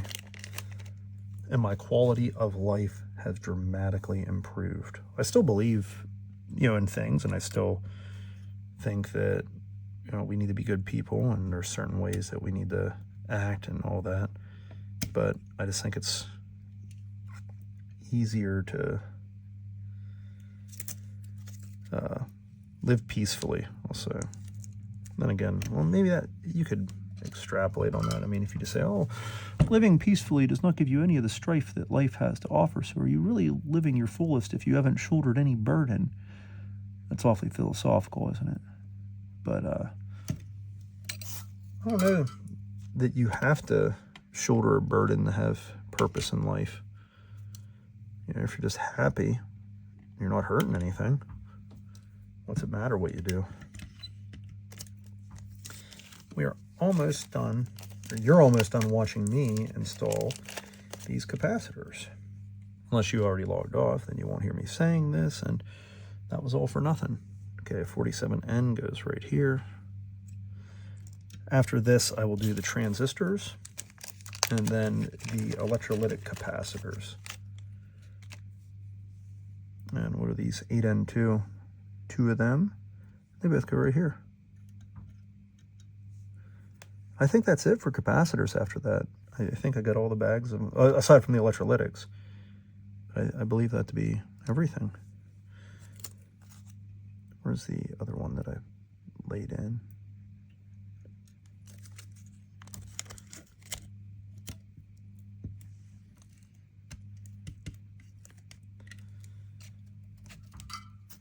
And that's about as much as you'll ever hear me say about any of that stuff on here. I don't have any desire to be that person. I have no desire to bring any of that in. I definitely don't want to alienate anyone here that wants to look at guitar content and not be bothered with any of that other bullshit.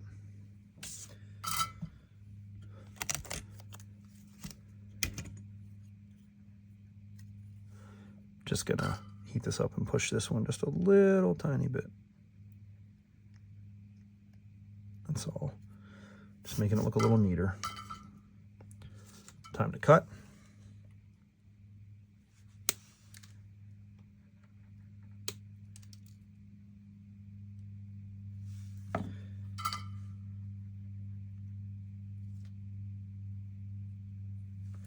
Just touching up one joint here that I nipped a little bit when we cut.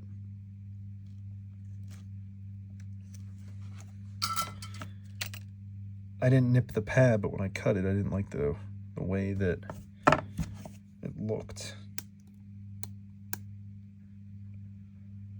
guess what I should have done was showed you why I was cutting it. All right, next, it is time for some electrolytic capacitors. Sorry, I said transistors first. Let's do the transistors. Let's get these out of the way. We'll keep our chips safe. Oh, one more thing first. We'll do the Zener diode. I will install the Zener diode. I won't do it because I hate watching my own video. I hate hearing my own voice. But what I should do is go back through and listen to this and see how many times I said whatever, and then had to correct myself, say we, and then go, no, I. Like, what is the we I counter up to now? I probably did it 20 times that I counted or called out. I've probably done it more than I haven't.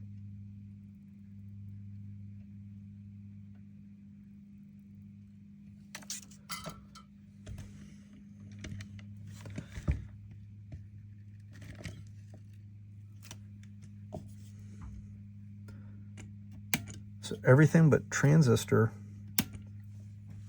and electrolytic capacitors, LEDs, and pots have been mounted to the board.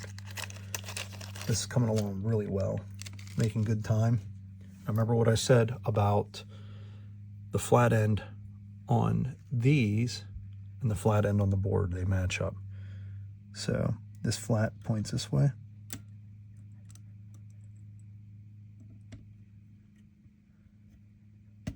Just like that.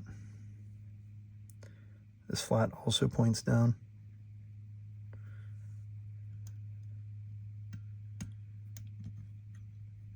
For some trivia, I see some of the other people do this. Why don't you leave in the comments, do you know what the 3 legs of a transistor are? Why don't you leave that in the comments? Oh, in the last video I talked about listing some pedal kits I built on eBay. Yeah, you definitely lose your backside. And again, like I said in the other one, it wasn't to make money. It was to put the kits in the hands of somebody else and put a couple bucks in the wallet to buy another one. That's all. And I don't think I placed... No, I did not order anything with that yet. No, that's a lie. I did order something. I'll actually show you what I ordered. I'm kind of pissed off about it, to be honest with you. So, I read in one of the groups I belong to that Guitar Center was blowing out their Maestro line of pedals at like dirt cheap, but it was the only way to get it was to call in or to do an online chat. I hate the telephone. So if if I could chat and do it, I would buy something. I was like, you know, $40, I'm willing to try something. So I ordered the Maestro Discoverer delay and what do they call the chorus? The Comet Chorus. And I ordered them brand new, in box. Confirmed that with the guy. Oh yeah, they're in the box, they're brand new. They sent me store display models, no box, which that's minor, I guess, you know. Oh wait, is it? Because I asked them, are these new in the box? And they weren't, and they came. I'll show you how they came here when I get these last transistor legs soldered.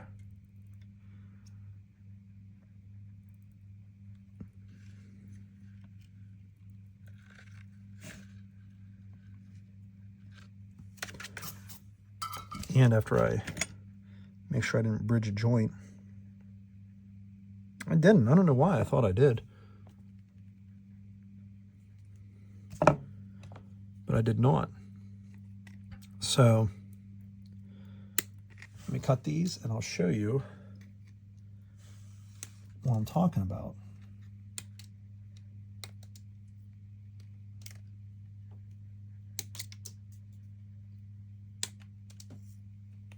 Okay, bring that back.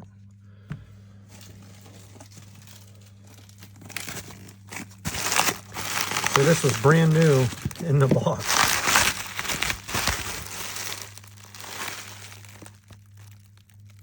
I don't know about you, but that doesn't look brand new in the box to me. Maybe brand new in a box, but not the box.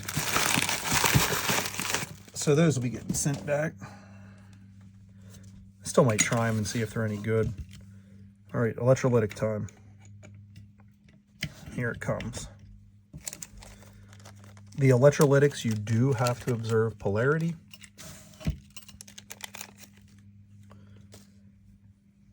The stripe on the side will show you negative. The longer leg is positive. This is 220. And it's going to go right here. Longer leg's positive.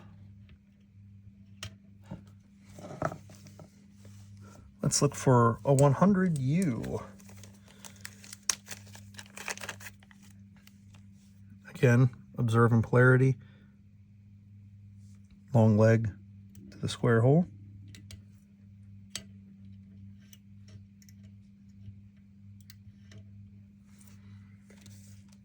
We're in the neighborhood. Actually, there's a 10 right here.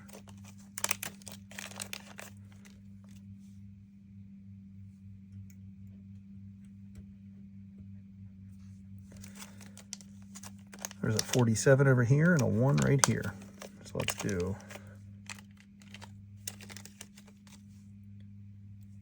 47.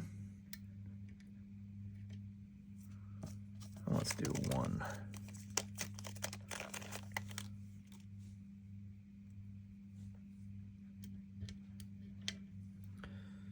Now, I'd like to keep these looking nice.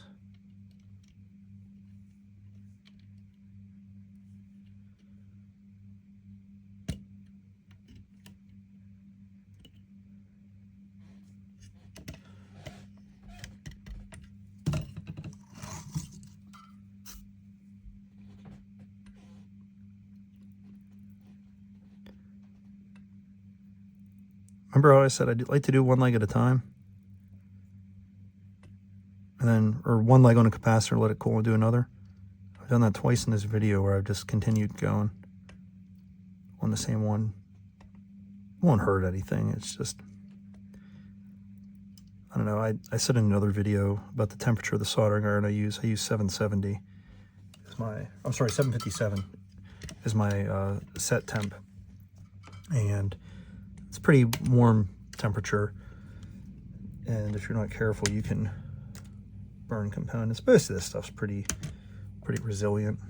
You know, get inside some of the older tube amps. Not even older tube amps, some of the more modern ones. One of the amps that I keep around is a Mesa mini rectifier. I've actually, I shouldn't say one of the ones I keep around, like, oh, I'll keep it around for whatever. No, I hadn't sold it, and you know, it wasn't worth it for me to sell it because it was a convenient backup in case anything happened to my equipment. And you know, to show or whatever, takes up no space in a tote. It's a very good backup piece of equipment.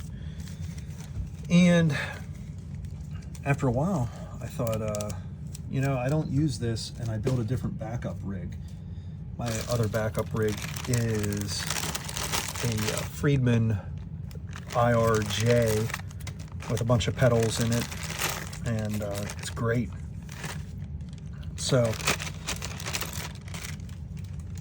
I'm like, I don't need that, and I put that up for sale recently. So one other thing I'm going to do while I'm here is I'm going to put the chips in. So this is 3207, and let's see here. 3207 goes right here on these chips.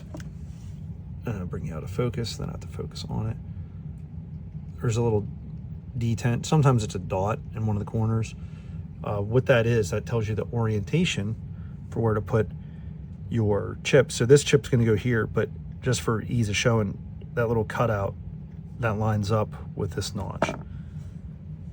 So these have a way of making you look silly sometimes, because you sometimes need to just pinch the leg just a little tiny bit, and then you end up fighting it. So 3207 goes right here. So just presses in. That's what's handy about these socket stands. The next one is TL022CP. That goes right here. So remember what I said. Dot goes one direction. Pinch the legs a little bit. This one, instead of it having a detent, it has a dot. Perfect. That dot goes in the same spot that marking goes. So this guy just goes in, pushes down. Oh, like I said, they can make you look silly. If you find in these videos, I don't lie. Sometimes I say dumb things, and I do dumb things, but at least I'm honest. So that's in. Next one, this one. Okay, so we're back to one that has a detent. Right there. It's this marking indicator, and this is V3102D. That goes right here. So like I said, quick pinch. Go just like this, right in. The next one is RC4558. Right there it is. What other pedal do you know that uses an RC4558? Leave that one in the comments. And then again, I don't know why I say that shit. I record these videos. I'm like, oh, I got to record this. People need to see it. And then they'll get like 4 views. I put that in backwards.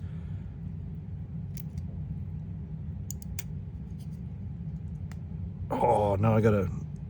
Oh, no.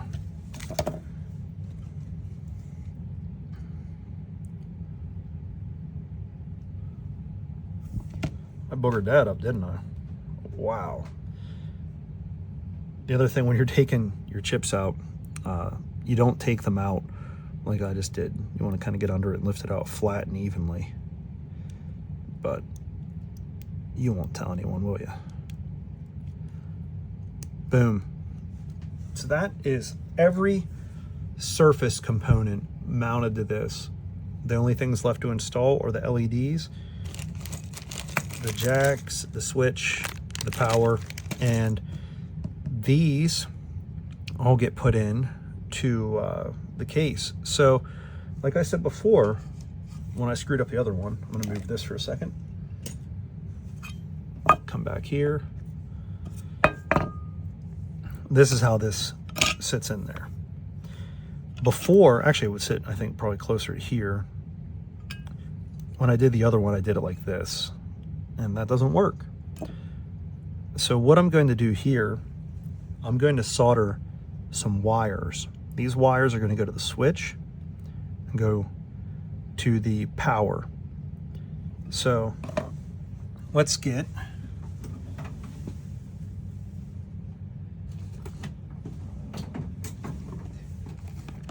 we'll do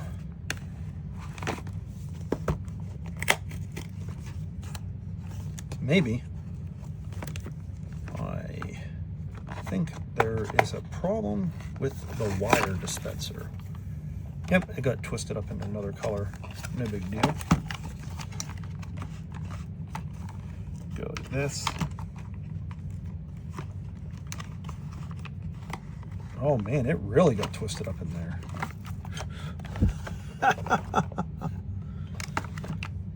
That's not good. Oh my gosh. All right, so let's do this. I want some red. I want enough red to go. That's 1, 2.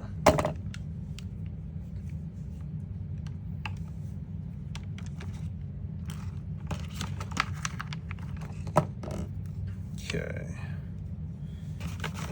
Put this back in the box.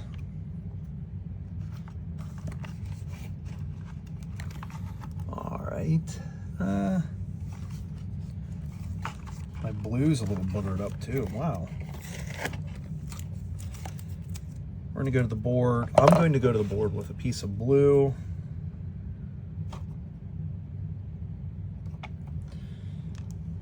What else here?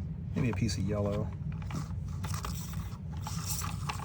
Holy hell, I'm unraveling the whole spool here and I don't need it.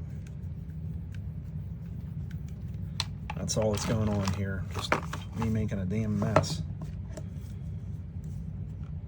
Get a piece of yellow. It's a little longer than I need, but what do you do when you're fighting the dispenser?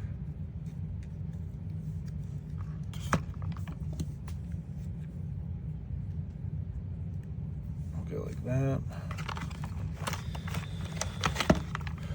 Here's green. Look how much of this came unraveled. Managed to tie itself in a knot. Holy hell. Falling apart here. Okay. Fix this again. See if this is knotted too.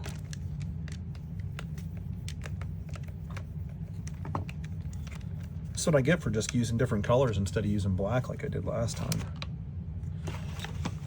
Okay, I got blue, yellow, red. Maybe we'll just use white for the other one. Piece of white.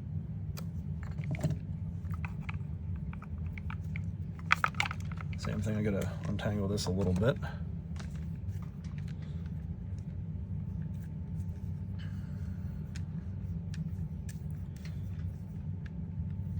And like I said, we already have the black. Now I'll show you what they send you in the kit. Actually, because it's cool that it's pre-tinned, pre-cut, all that good stuff. So they send you a little baggie like this, and I did it with the other one. This is all you need. So I'm going to lay these out. Now I am going to use that holder one more time.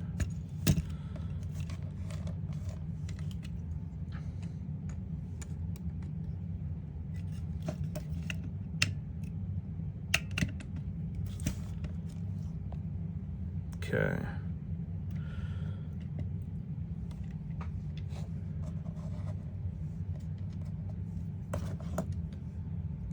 Strip some wire.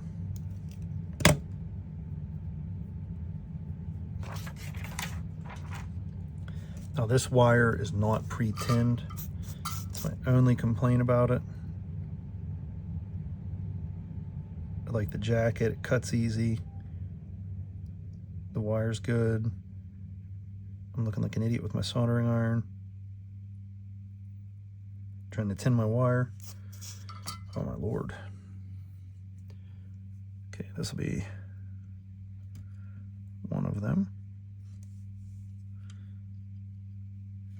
You'll notice I cut the wire long. I did that intentionally. I will cut these all to the same length for the switch.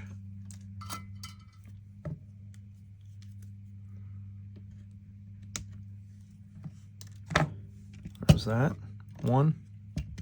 And I want to use, what did I say? I'll use black for that one. So I'll use one of the pieces they had here.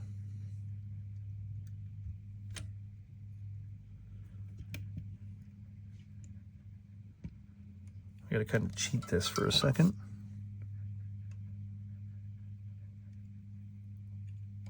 Whoa.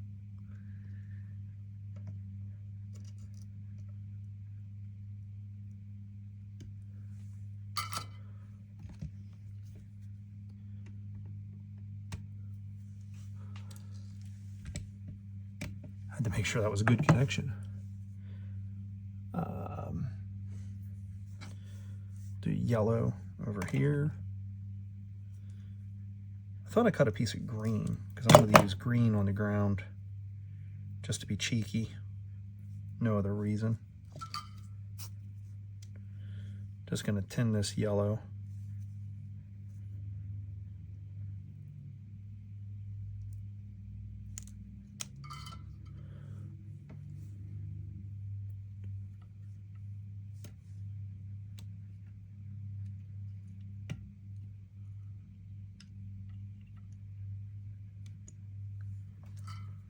I like that wire with the silicone because the silicone withstands the heat very well. It looks good. The jacket is flexible.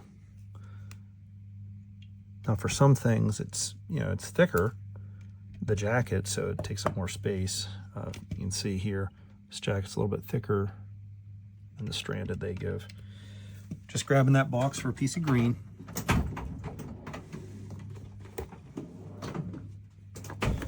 Now, I do have to say this, even though it doesn't matter.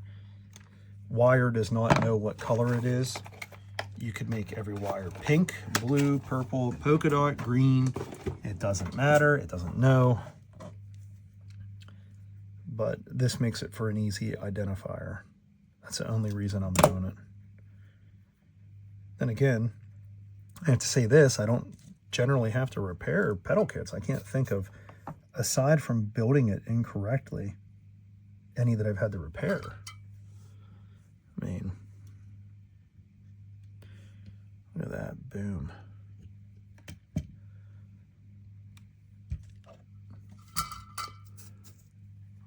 I don't know how far along I am now, probably about 2 hours would be my guess. I don't know what time I started recording, but it's going on 3. All right, boom. Now, what I'm going to do,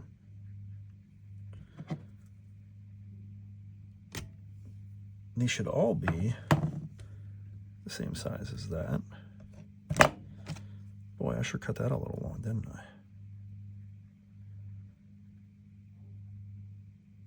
Go like that. There we are. Am I still in focus?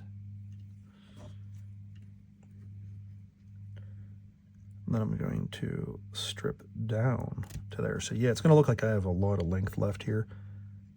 But recall, I'm going to tin these, trim them, all that stuff.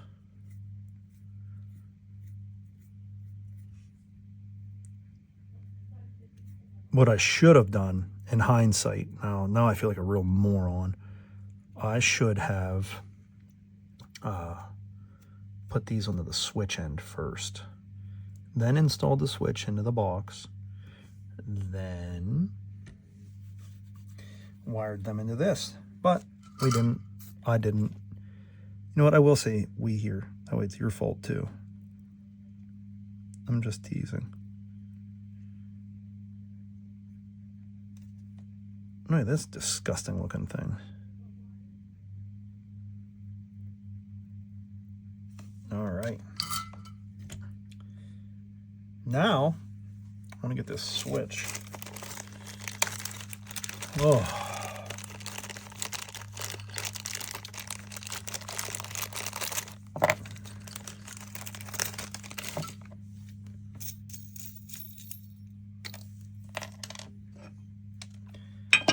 I made this mistake in the last video, and I'm not going to make it again. I'm going to do it right now. Okay, so what I want to do, I'm going to use one of these pieces of wire I'm not going to use. I'm going to make my jumper with it.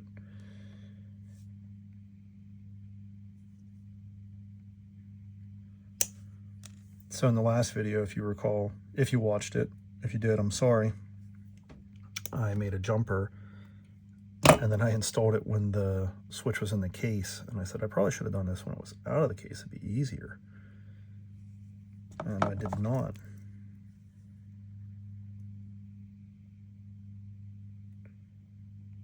Let's see. How's that look?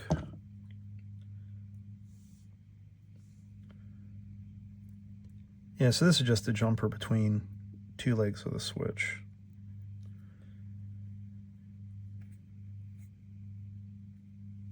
And me doing that patented thing where I work close to my body and I pull it off camera and you don't see it. So pulling this here, turning this up, and then I'll solder this connection to the legs. So that's one step of this done. Final stretch here.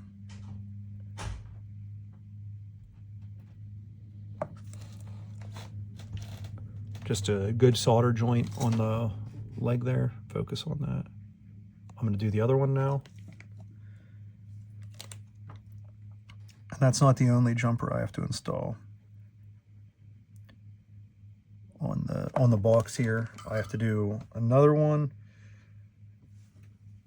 So what's going to happen is that yellow wire that I put on the board, and I guess that makes it easier for me to explain it. That yellow one is going to go to this leg here, but it's also going to go not here, but right below. So it's going to go like this. Now you can't just go blip like that. It's not going to work, is it? What you have to do, you line these the way that you're going to, you cut the length that you need. Then when you strip this, there's a couple ways you can do that. Actually, I'll show you the other way you can do it.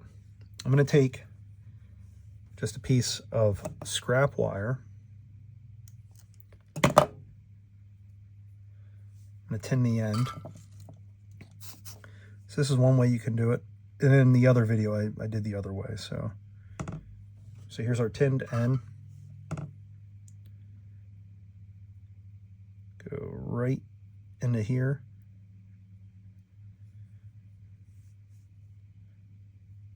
Actually, I'm going to do it. I have to move the jumper just a little bit.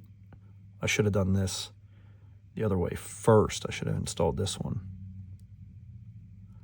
So to make up for my mistake,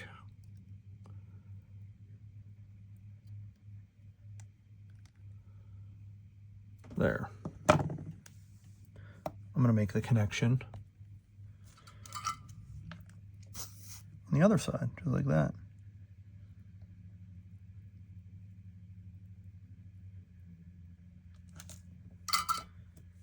I'm just bringing this to my face to inspect it, make sure I didn't melt through the other jacket. I don't believe I did. There's some flux on it. Just want to see if I can go. Yep, oh, I'm good. Perfect. And then I'll cut that scrap piece. I'll take this here. I'll strip a piece so that it goes like this, and then the other piece will go through the top. So first, cut the excess. Go up to here. Probably about that long for now. For now, it's going to get adjusted. Just making a visual reference to myself so I know where to strip at.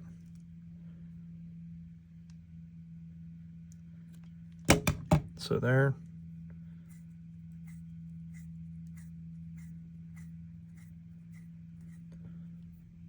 Now, there's all sorts of, you'd say there's pros and cons to one way versus the other way. You know, oh, there's less of a chance of it coming apart. How many of these have you had come apart? haven't had any come apart. Now I'm not going to solder that yet because I want to bring that other wire, the other yellow, in. But I'm not going to do that until I cut it and I know what length I need it to be. So I'm going to pop this now. Oh, no, I'm not. Oh, baby, I get to do a little work. See that? The hole isn't right. Why not? Because of the finish. Very easy fix.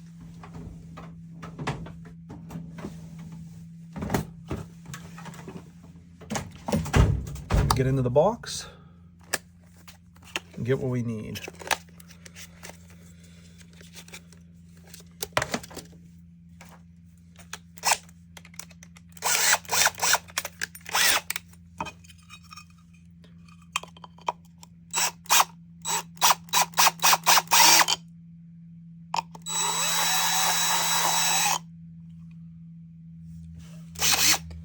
Just used a step bit. Okay. See if it fits now, if I need more. One more kiss. I'm pulling it off camera because I'm doing this over my waste bin. Aluminum's conductive, and I don't want a bunch of aluminum flakes all through there. Almost, one more. And the reason I work like this, a little bit at a time, should be obvious, but you can't put the metal back once you take it. And I knew it couldn't be much because it was just paint. Boom. There it is. Lock nut.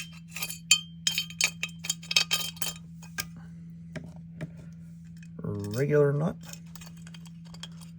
And, or not regular nut, regular washer. Lock washer, regular washer, and then nut.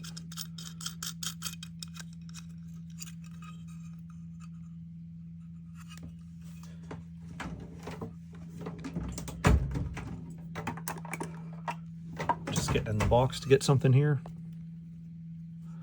Just to tighten it down. So that's in. This can be out of the way for now. Move that.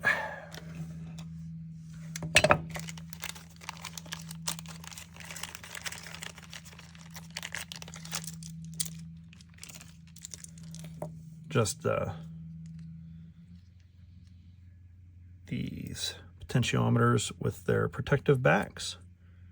I've done a lot of these where I've put everything from guitar picks to bottle cap end, anything like that on these. So this is just a protective cap to keep the metal case from touching something then grounding out. I'm gonna go just like this. Oh, and these are both B100K. So it doesn't matter, you know, which one you put left and which one you put right. So I'll put both mine in. I wonder if I'm gonna have to touch these up. Nope. And then when I put this on, I'm not going to tighten it all of the way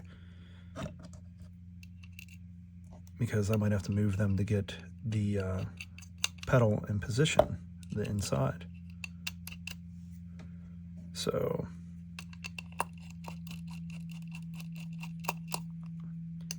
just mostly on, is that cross-threaded? No. Yeah, so I can still move them in there to do work, but they'll mostly stay put. Okay. So now we can put this in, or I can put this in, but instead first I'm going to put the wires that are going to go to the jacks. I'm going to put them in the switch. Okay.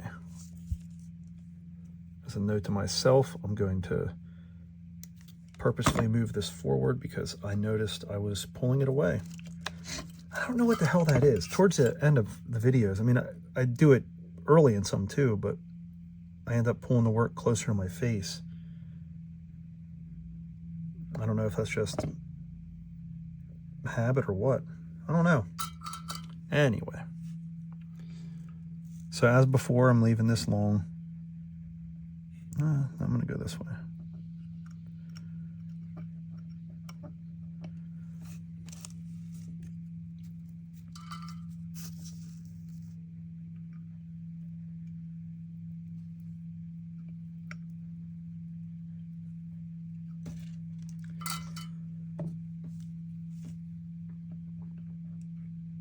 On a switch lug, you want to hold on long enough that it makes good contact with the lug, but not too long to melt the inside of the casing. Same with the other side now.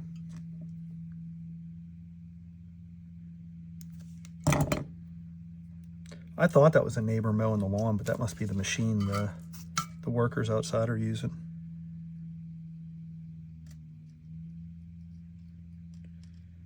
Just me looking like an idiot trying to tin my water. Tin my water. Looking like an idiot, sounding like an idiot, being an idiot.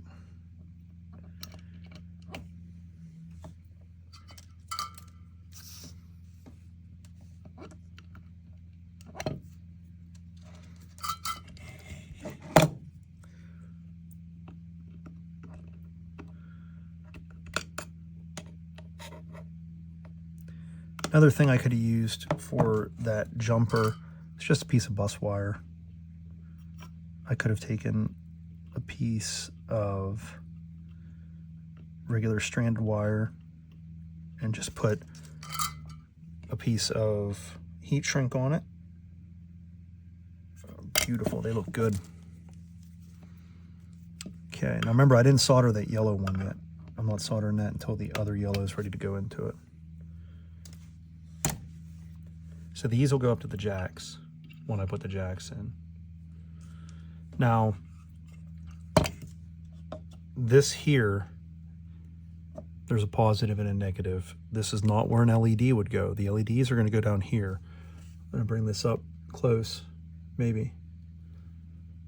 This has an A and a K. This has an A and a K. That stands for anode and cathode. Take a look here. We have a square pad on the K.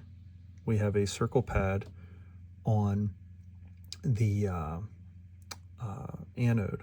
So anode, cathode. Now, you may notice that when you take a look at a circuit board here, I want to see if I can find one for you. Like right here, this shows a square pad where there's that line. On this capacitor, let's see here, you can't see anymore because the solder pad's completely filled up. This one's square. So this shows you here, the square is where the positive goes. It's going to be the same with our, I'm sorry, it's going to be the opposite here. So, and that's it. That's a pretty good looking board, if I do say so myself. All right. Now, instead of putting the jacks in, I'm going to put the power jack in. I might need to drill for this too.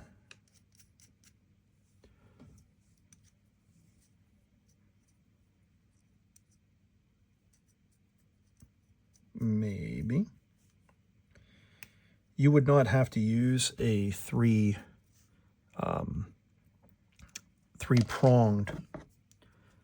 DC, because you're only needing two. You need positive and negative. So these are center pin negative powered pedals. So then why is there two on here? Well, one of these is switched, and man, that is wedged on there. One of them is deactivated when the when the pedal has a DC power source. Yes, I had to use a big pair of monster pliers to get that off there. So we take a look at this here. This is a good exercise. This is negative. This guy's negative. These two are positive. Now on this, when you hook this up, I'm not going to use this one for now. You're going to use this one. And the reason for that is this is deactivated when something's plugged in. If my memory serves me correct, that's the correct order, but let's just check it. So if I go right here, I set my meter to continuity, and I just touch the two positives, there's continuity, right? But if I take a barrel end here, so right now there'll be voltage into this. It'll be 9 volts DC coming through. If I put my meter to both of these just to check continuity, the ones that rang for positive, see how it doesn't, there's no continuity. Well, why? It's because it's switched. Now check this out. I'm going to go to my meter and I'm going to go to voltage 9 volts. Okay, and I'm just going to measure 9.41 volts. Now watch, if I go like this, it'll say negative 941 on that because I'm opposite polarity. So just the way you can use your meter to help you out here. Okay, so get this barrel end out of the way. And yes, obviously that was energized when I did that. So this is going to go in, go just like this. But I have a feeling I'm going to need to ream that a little bit. Yep, so there was some paint left in there. So when you do these kits, you have to finish them too. And I finished this one twice because I made a mistake when I painted it. A little more.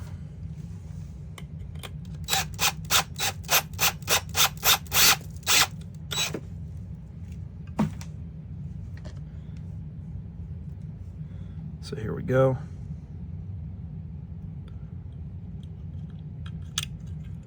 That's a good size. That's perfect. Now, if you remember from other one, the reason we did this first, or I did this first, is because of not being able to reach it with the iron when all the other components are in there. So that's lining up pretty good. Oh, what am I doing? Durr. Maybe, hold on. Pulling you off camera, I just need to have a hand on that. All right. So now I'm going to take a black wire, because this wire will go to the board. I'm just going to take it and solder it in here already.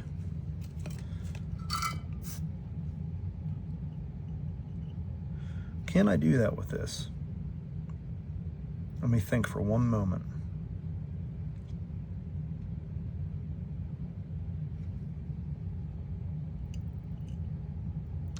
We're going to find out if I can.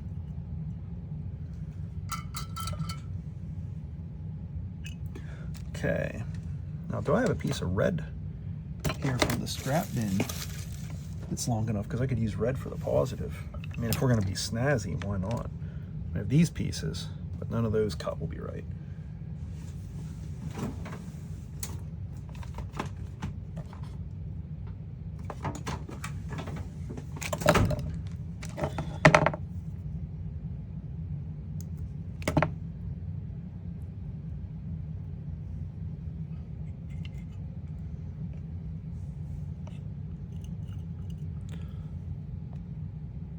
I wonder how long that was out of focus. I hope not too long.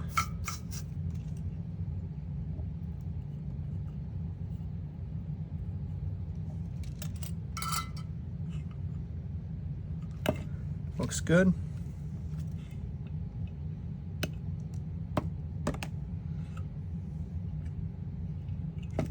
There that is. Okay.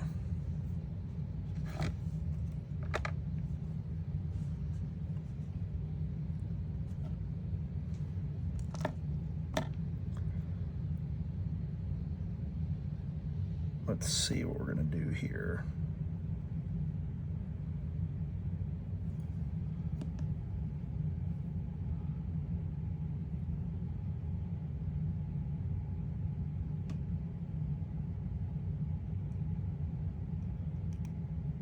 I need to do just a tiny adjustment to this LED. I extended the legs on them because the ones that I received are not long enough. Okay. They'll go like this, I'm sorry, because they'll have to go through the back of the board. So I guess what I need to do is get them in.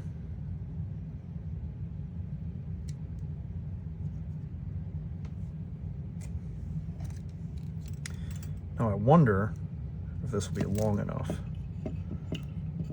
So what I'm going to do here, I'm going to bring this in. First I'm going to tack this in. Just a little dot to hold it in place. Remember how I said you can use a helping hand? You can, or you can just be a doofus and hold stuff like your buddy Rob does. All right, now can this go in there without a problem?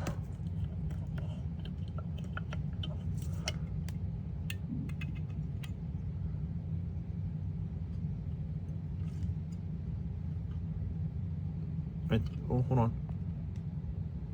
There you go. So I would like it to be a little flatter. So I guess I could cut the legs back on that. Maybe that's what I'll do.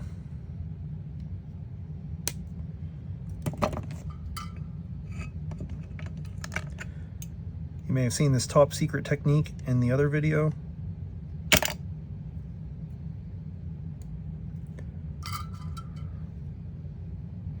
Okay. All I'm going to do is just get another LED with shorter legs because I don't feel like making you wait until I cut all this off. Yeah, I'll just grab another LED.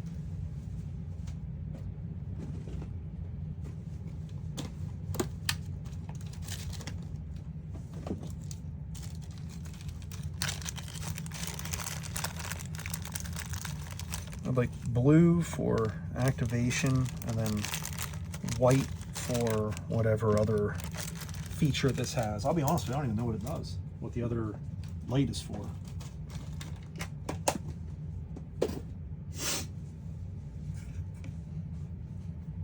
Okay.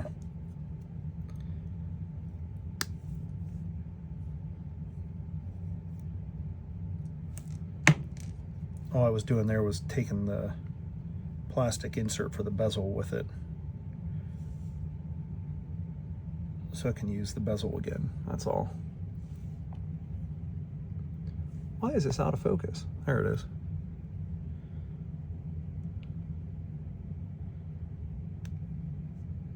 Maybe, might have to get a new bezel too, Jesus.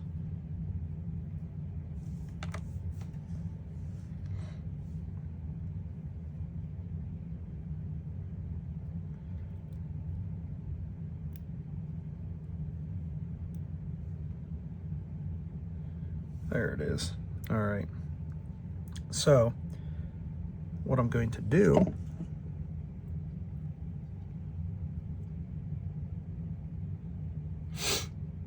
what do I have here? Jack, jack, switch, switch, light, light. All right. Let's go like this, hopefully.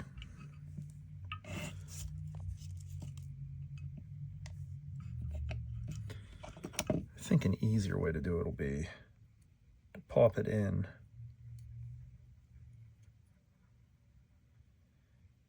Yeah, I think that's what I'm going to do.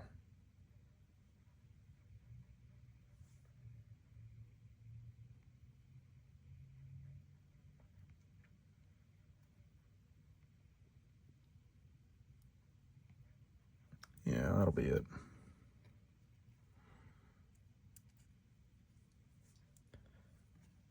And then I will let the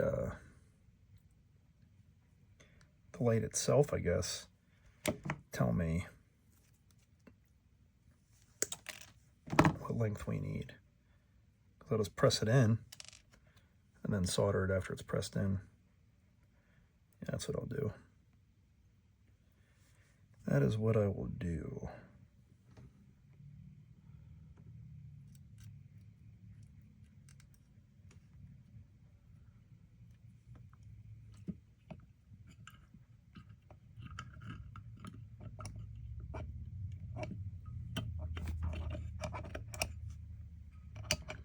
That's how I'll do it. What do you think of that? You think that looks good? Like you're answering, huh?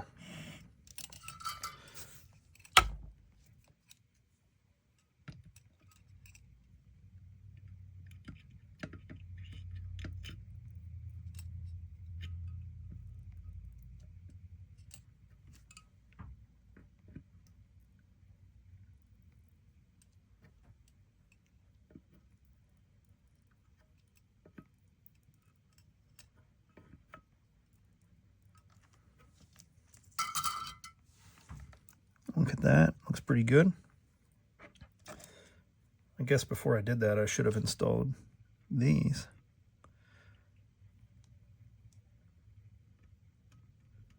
What I'll do, I'm not going to waste your time with it. After this is done, I will take this back out and solder them from the other side too, if this doesn't look good when I put a mirror on it. I'm going to try and get it to flow down.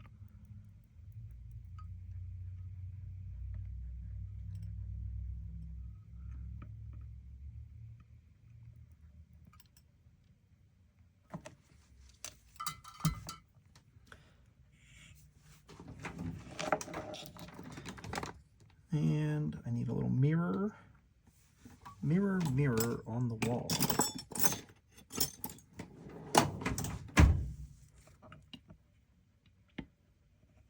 Oh yeah, solder got under there, that's good.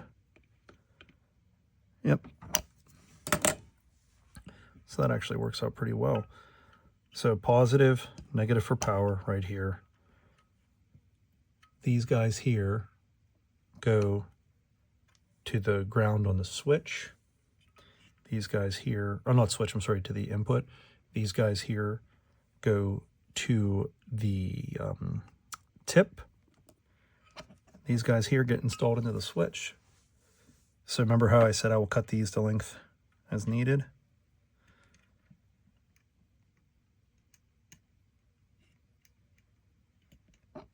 Oh, the glob of solder on the end of that, duh.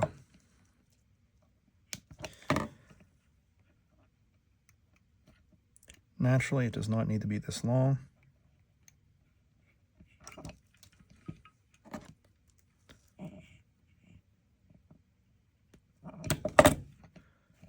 Some of that will get cut. So if I just soldered it like that, you see how there's a little curly Q?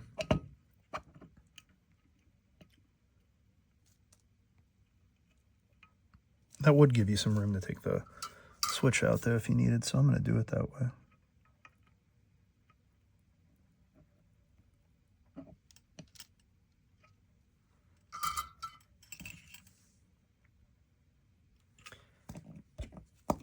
Then just trimming the excess.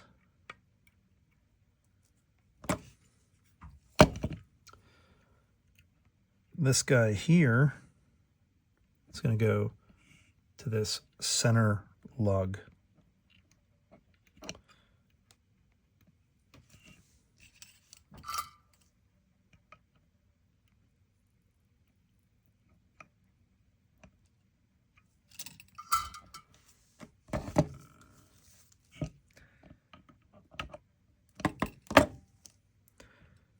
This green one that I made green for ground is going to go to the center of the switch because that is our ground.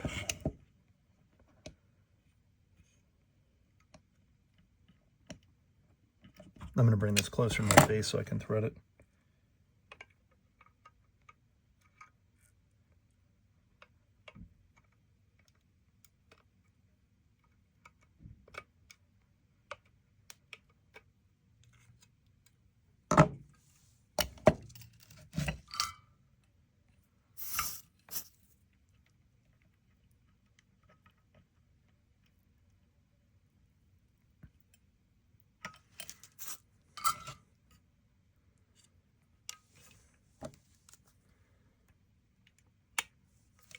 Okay, sorry about that. This yellow one, remember before how there was the very first one. So recall that this is not soldered yet.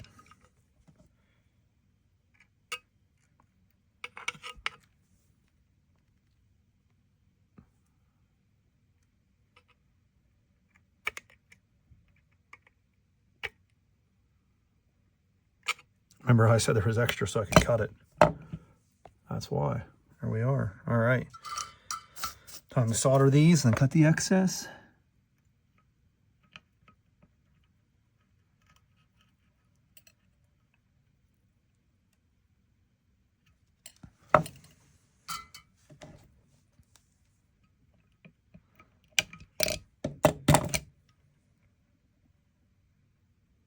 Just pulling that up to look at the splice, or not the splice, the jumper I made that goes from this pin to the other pin. There we go. Okay, so that looks a little wonky that they're up like that, but it ain't gonna hurt anything.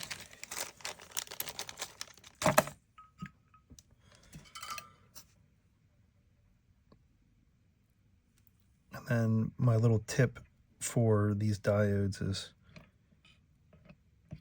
don't put a lot on in case you have to take it out. And I'm not confident. I didn't look and see which one is telling me that the pedal's on and which one is telling me whatever the other LED is going to tell me. I'm assuming it's going to fluctuate for the rate is my guess. Just pulling this up to look at it. It's as I suspected. I did a terrible job.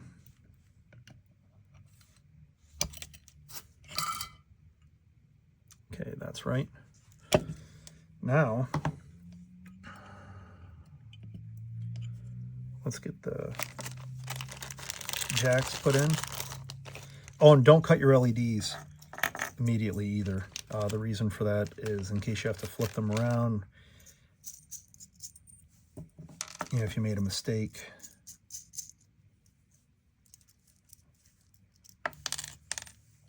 Okay, so on these inputs, this bevel is the sleeve. The sleeve is the one that touches ground.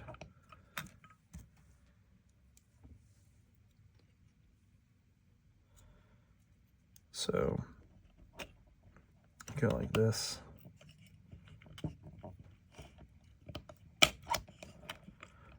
I just did a repair on a pedal for somebody, and only one leg of this jack is soldered. And someone asked, well, how does that work? Well, it's because the case is conductive, and the side of the jack that is not soldered is the side that touches the case. And it's not necessary. And before someone's like, oh, blah, blah, blah, blah, blah. Yeah, I get it. The thing about that, though, is it really doesn't matter. Is that all the way in? Oh, Rob, you idiot. Oh, my God, I'm sorry. That was a complete bonehead move. I wasn't even tightening.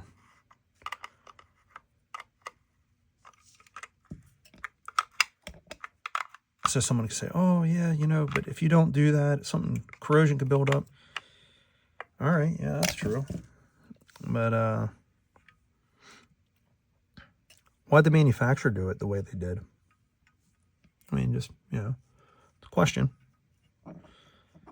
And, oh, shit. Here we are. Yeah, I should have put the wire through first. This is where it's going to come back to bite me. Right here. Because getting that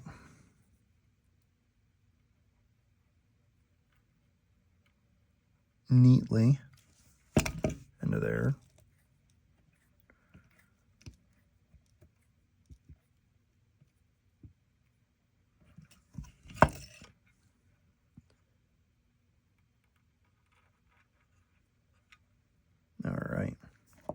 Now I'm going to get under it. Maybe.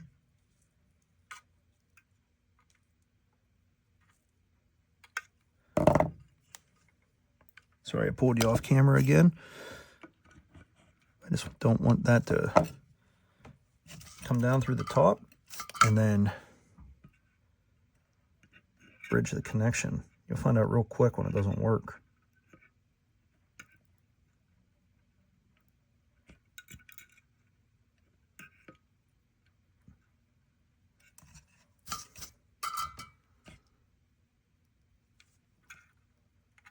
I didn't get any on it. Oh my.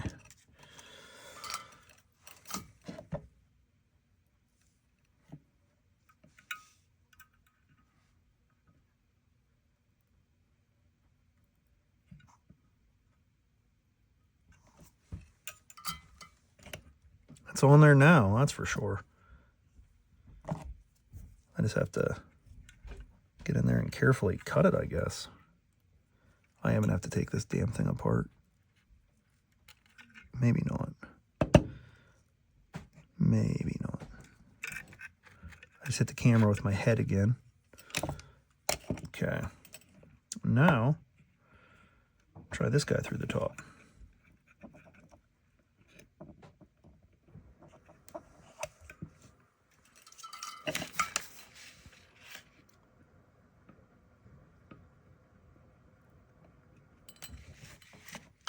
I'm just melting insulation there on that wire.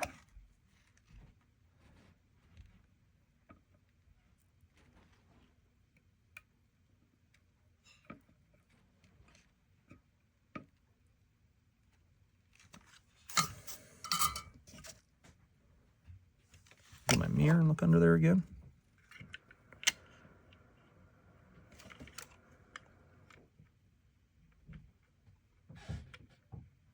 These actually almost look good. Yeah, almost. Almost. Before, since I am going to have to do that, you know what? Just sometimes it's best to do it and get it over with. Because it's going to be a lot more difficult to do this when the jacks are soldered in than it is to just do it right now, get it over with.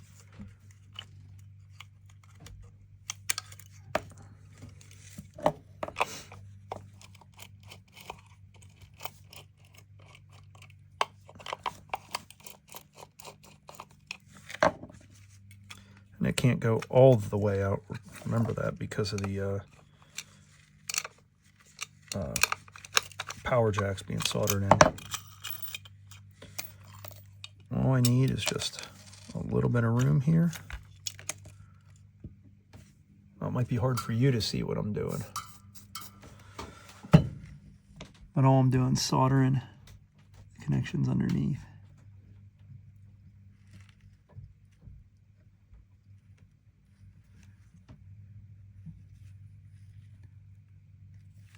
I had the one really nice, but the other didn't look too good, so I'm like, I just might as well take it out now.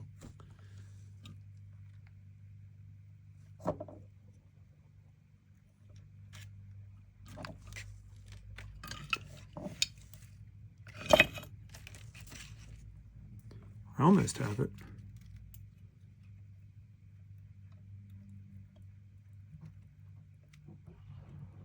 Oh, finally.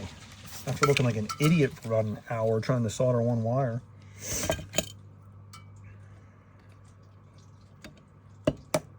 All right, now I can go through the, try not to look like an idiot while I do this. And I bet it doesn't go as smoothly. I don't know how that happened, but it worked, and I'm not going to argue it. Now, before I get this all completely tightened, what I'm going to do is I'm going to check those LEDs. How am I going to do that? Well, firstly, I'm going to loosely put the nuts on these, and then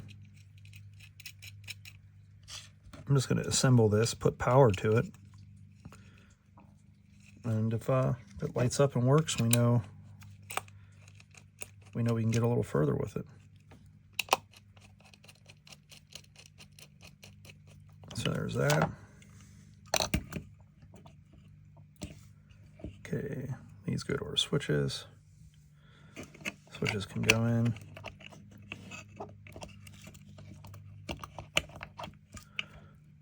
Switch can go in, or not switch. Why do I keep calling these switches? Jacks can go in.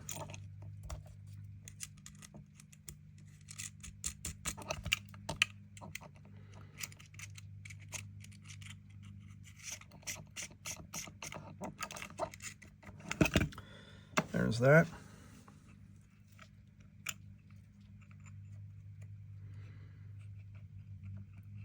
This goes, actually I'm going to do the red first.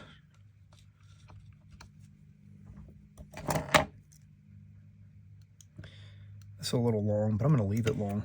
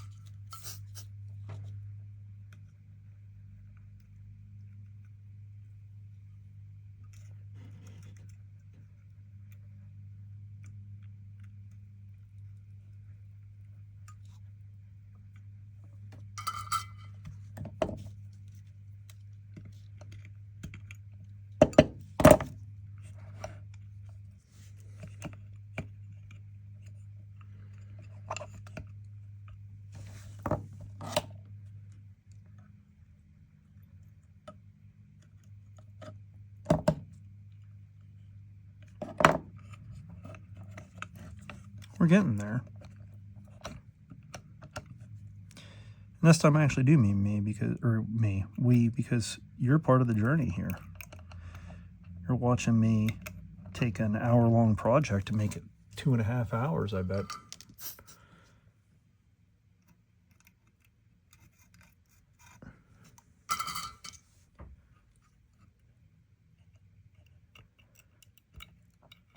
But what do you do, right?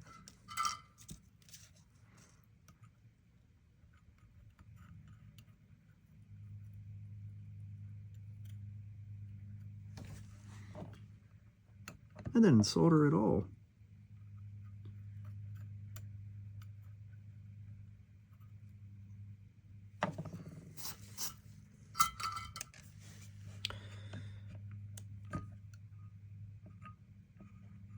You ever had that person that you worked out with and they always smelled bad? This insulation, when it heats up, not the silicone, but the black, it smells like someone's rancid feet. It's pretty bleh. Okay, this should be it. I should be able to plug this in and test it. I only have one concern, and we'll find out if I should have that. And if it doesn't become a concern, I will tell you what it was. And if it does become a concern, you will see what it was.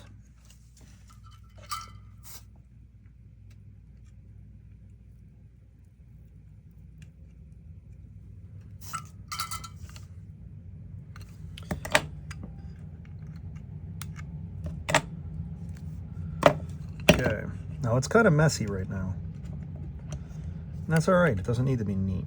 Not for a test. All right, I'm gonna hold it too, see if I get electrocuted. I wonder if this is one that you have to have a cable in it to get it to activate.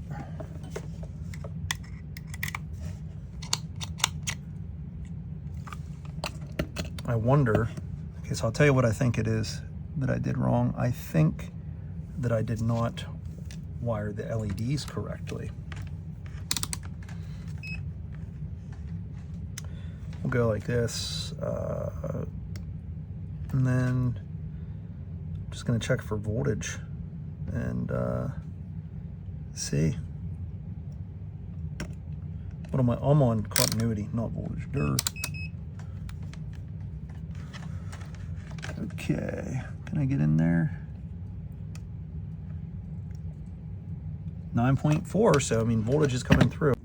Hey, we are back. And when I mean we, I mean you're watching me. So what happened, I was working on this before. The phone died. So I record my videos with my iPhone. And I looked up. I don't know exactly where it stopped. I'll recap what has happened here at the house for the last few moments. I looked up. I saw the phone was black. I touched the screen. I saw nothing change. And then the Apple came up and it said your phone is findable. I saw that it's dead, threw it on the charger. After a second on the charger, it came back up as 1%. So I charged it up just a little bit. What happened with the pedal is I turned it on. I'm sorry, you don't turn it on. I plugged a cord into it. Oh my God, how many times am I going to do that? I plugged a cord into it. And then after I plugged the cord in, I didn't have any signal when the buttons were pushed, and I didn't have any light from the LED. So after that, I took the LEDs and I flipped them after taking the pedal completely apart, and it works. So that was the issue. I installed one of the LEDs upside down, or upside down, reversed, and I have since fixed that. So what I'm doing now, I'm going to put this back together. I'm going to, is this the nut for the power adapter or the nut for the switch? Going to get this buttoned up. Then I'm going to heat the solder for the LEDs so I can seat them correctly in here. So that's it. I flipped around the anode and the cathode on the LEDs when I built this. So pretty simple fix there.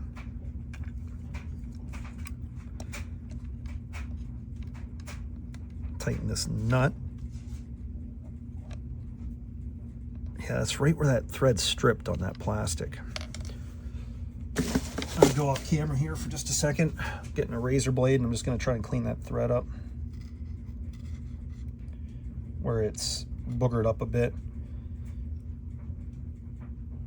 I think what happened was it was caught in that washer, and then when I yanked it off, I screwed the threads up, is what I think happened.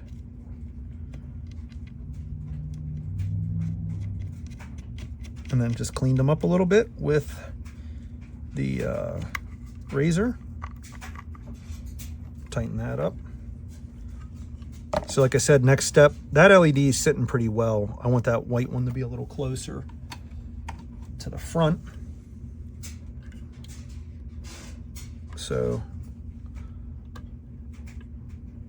I don't know if you can see that pretty well, but that is right where I want it. So now it's time to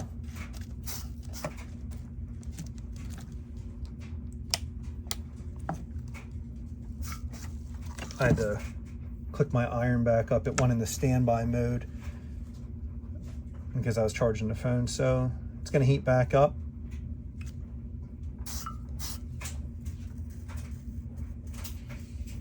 Let's see where we're at. Take a look at our tip here. At 400 degrees, it will not melt solder. I already knew that, but figured you'd see it. How about it's 550? 550 we start melting. All right. There we are. Just re-tin the tip. That's all, just tinning the tip.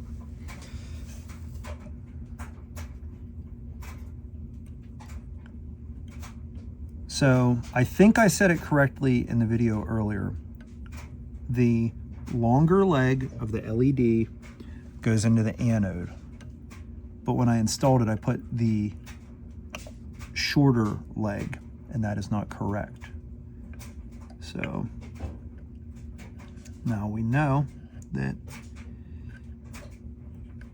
what the problem was. Oh, I managed to break the solder instead of deploying it.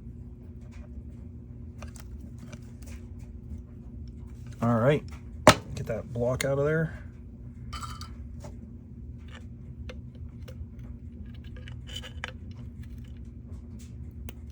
There we are.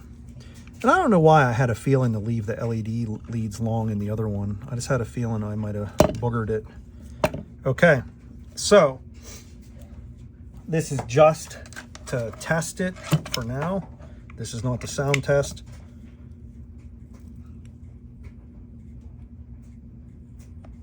Okay,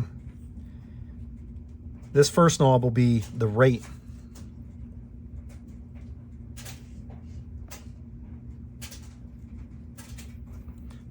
This one here, this LED is whether or not the pedal is active. This one tells you the rate. So pretty cool. Rate, depth. Okay. Time to put this together. Oh, I'm gonna write inside it. And the other thing I'm gonna do, clean my soldering iron. So what I do when I'm done with my soldering iron, I clean the old solder off the tip with the sponge, re-tin it with new while the iron's off, so it's cooling down with that fresh solder on it. And what that'll do is that'll keep the tip from getting extra corrosion on it. It'll keep it nice longer. Put that mirror away. And then I just write in these. This is a Cepheid Chorus, and today's date is May 1, 25. I'll just put my initials.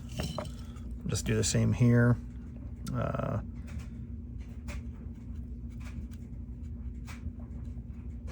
Right there. And just my initial and the date.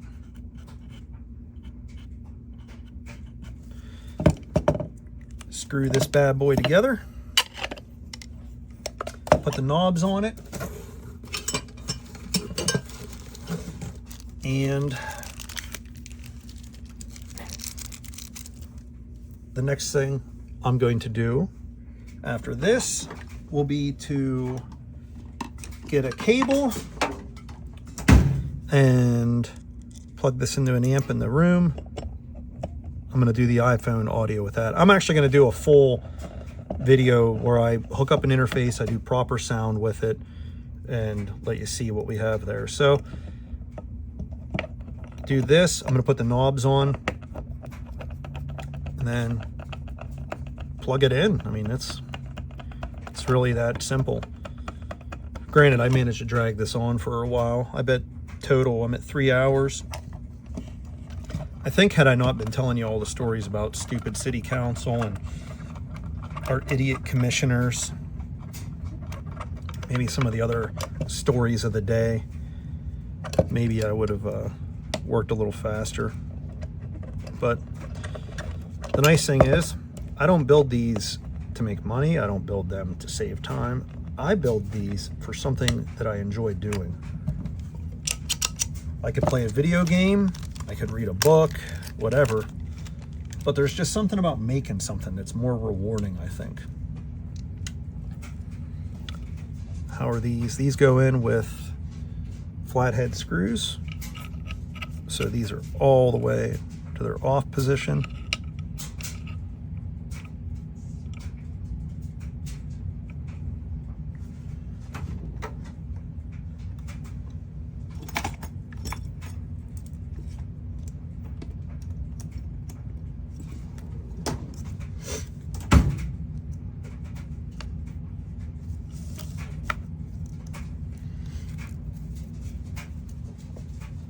Why not, since we're here,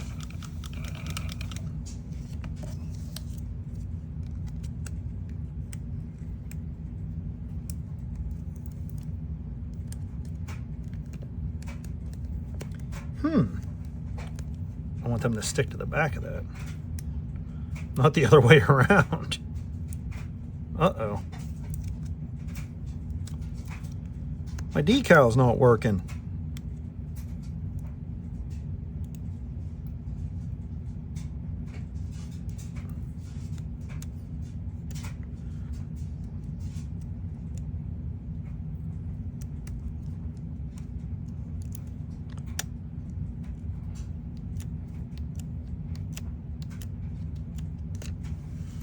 This video is going to be 21 hours long by the time I'm done with it.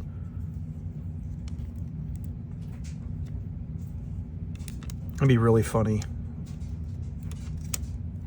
Be like, this is when I tell you, you could buy a Boss CE2 Clone kit and build it. Oh no, no, no, no. The R went catty-wonk. Oh no, this is just, everything's going from bad to worse.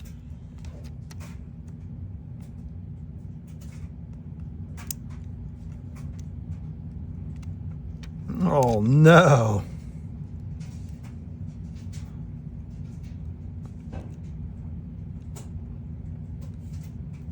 Oh no. I don't even know why I'm trying to do this. I'm gonna lose this battle.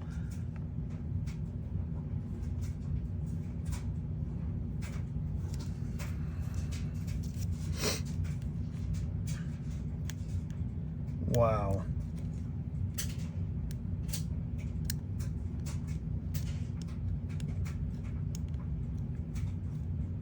This is what I get. I don't know what I did to deserve this today, but I'm sure I did something. Okay, now I gotta line this up to try and pick those up.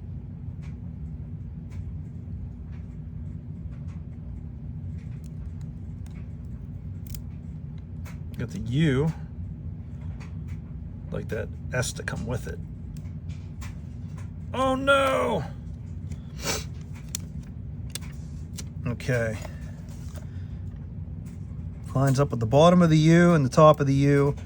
And there's, I bet, I don't know, 3/32 inch of space between them.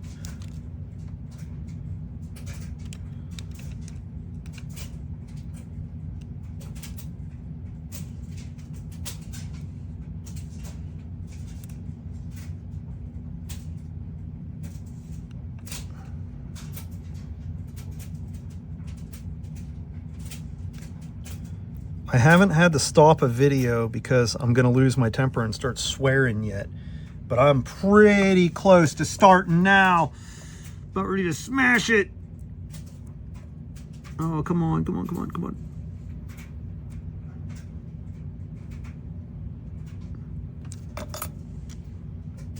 Oh, that's all boogered up looking.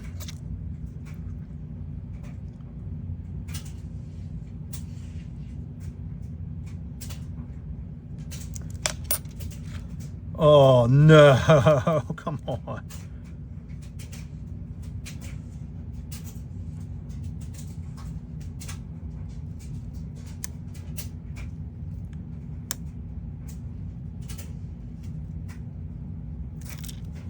No. Oh no. Oh gosh, I hate you. Come on.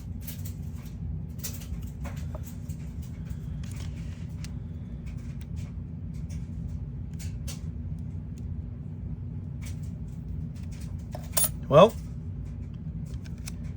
I'm about to give up on this. Well, it's not getting a...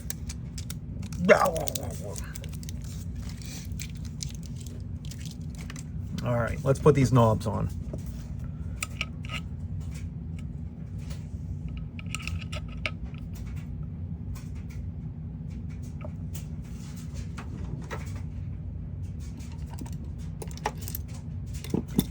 I thought I had a lit. There it is. I thought I had one out already.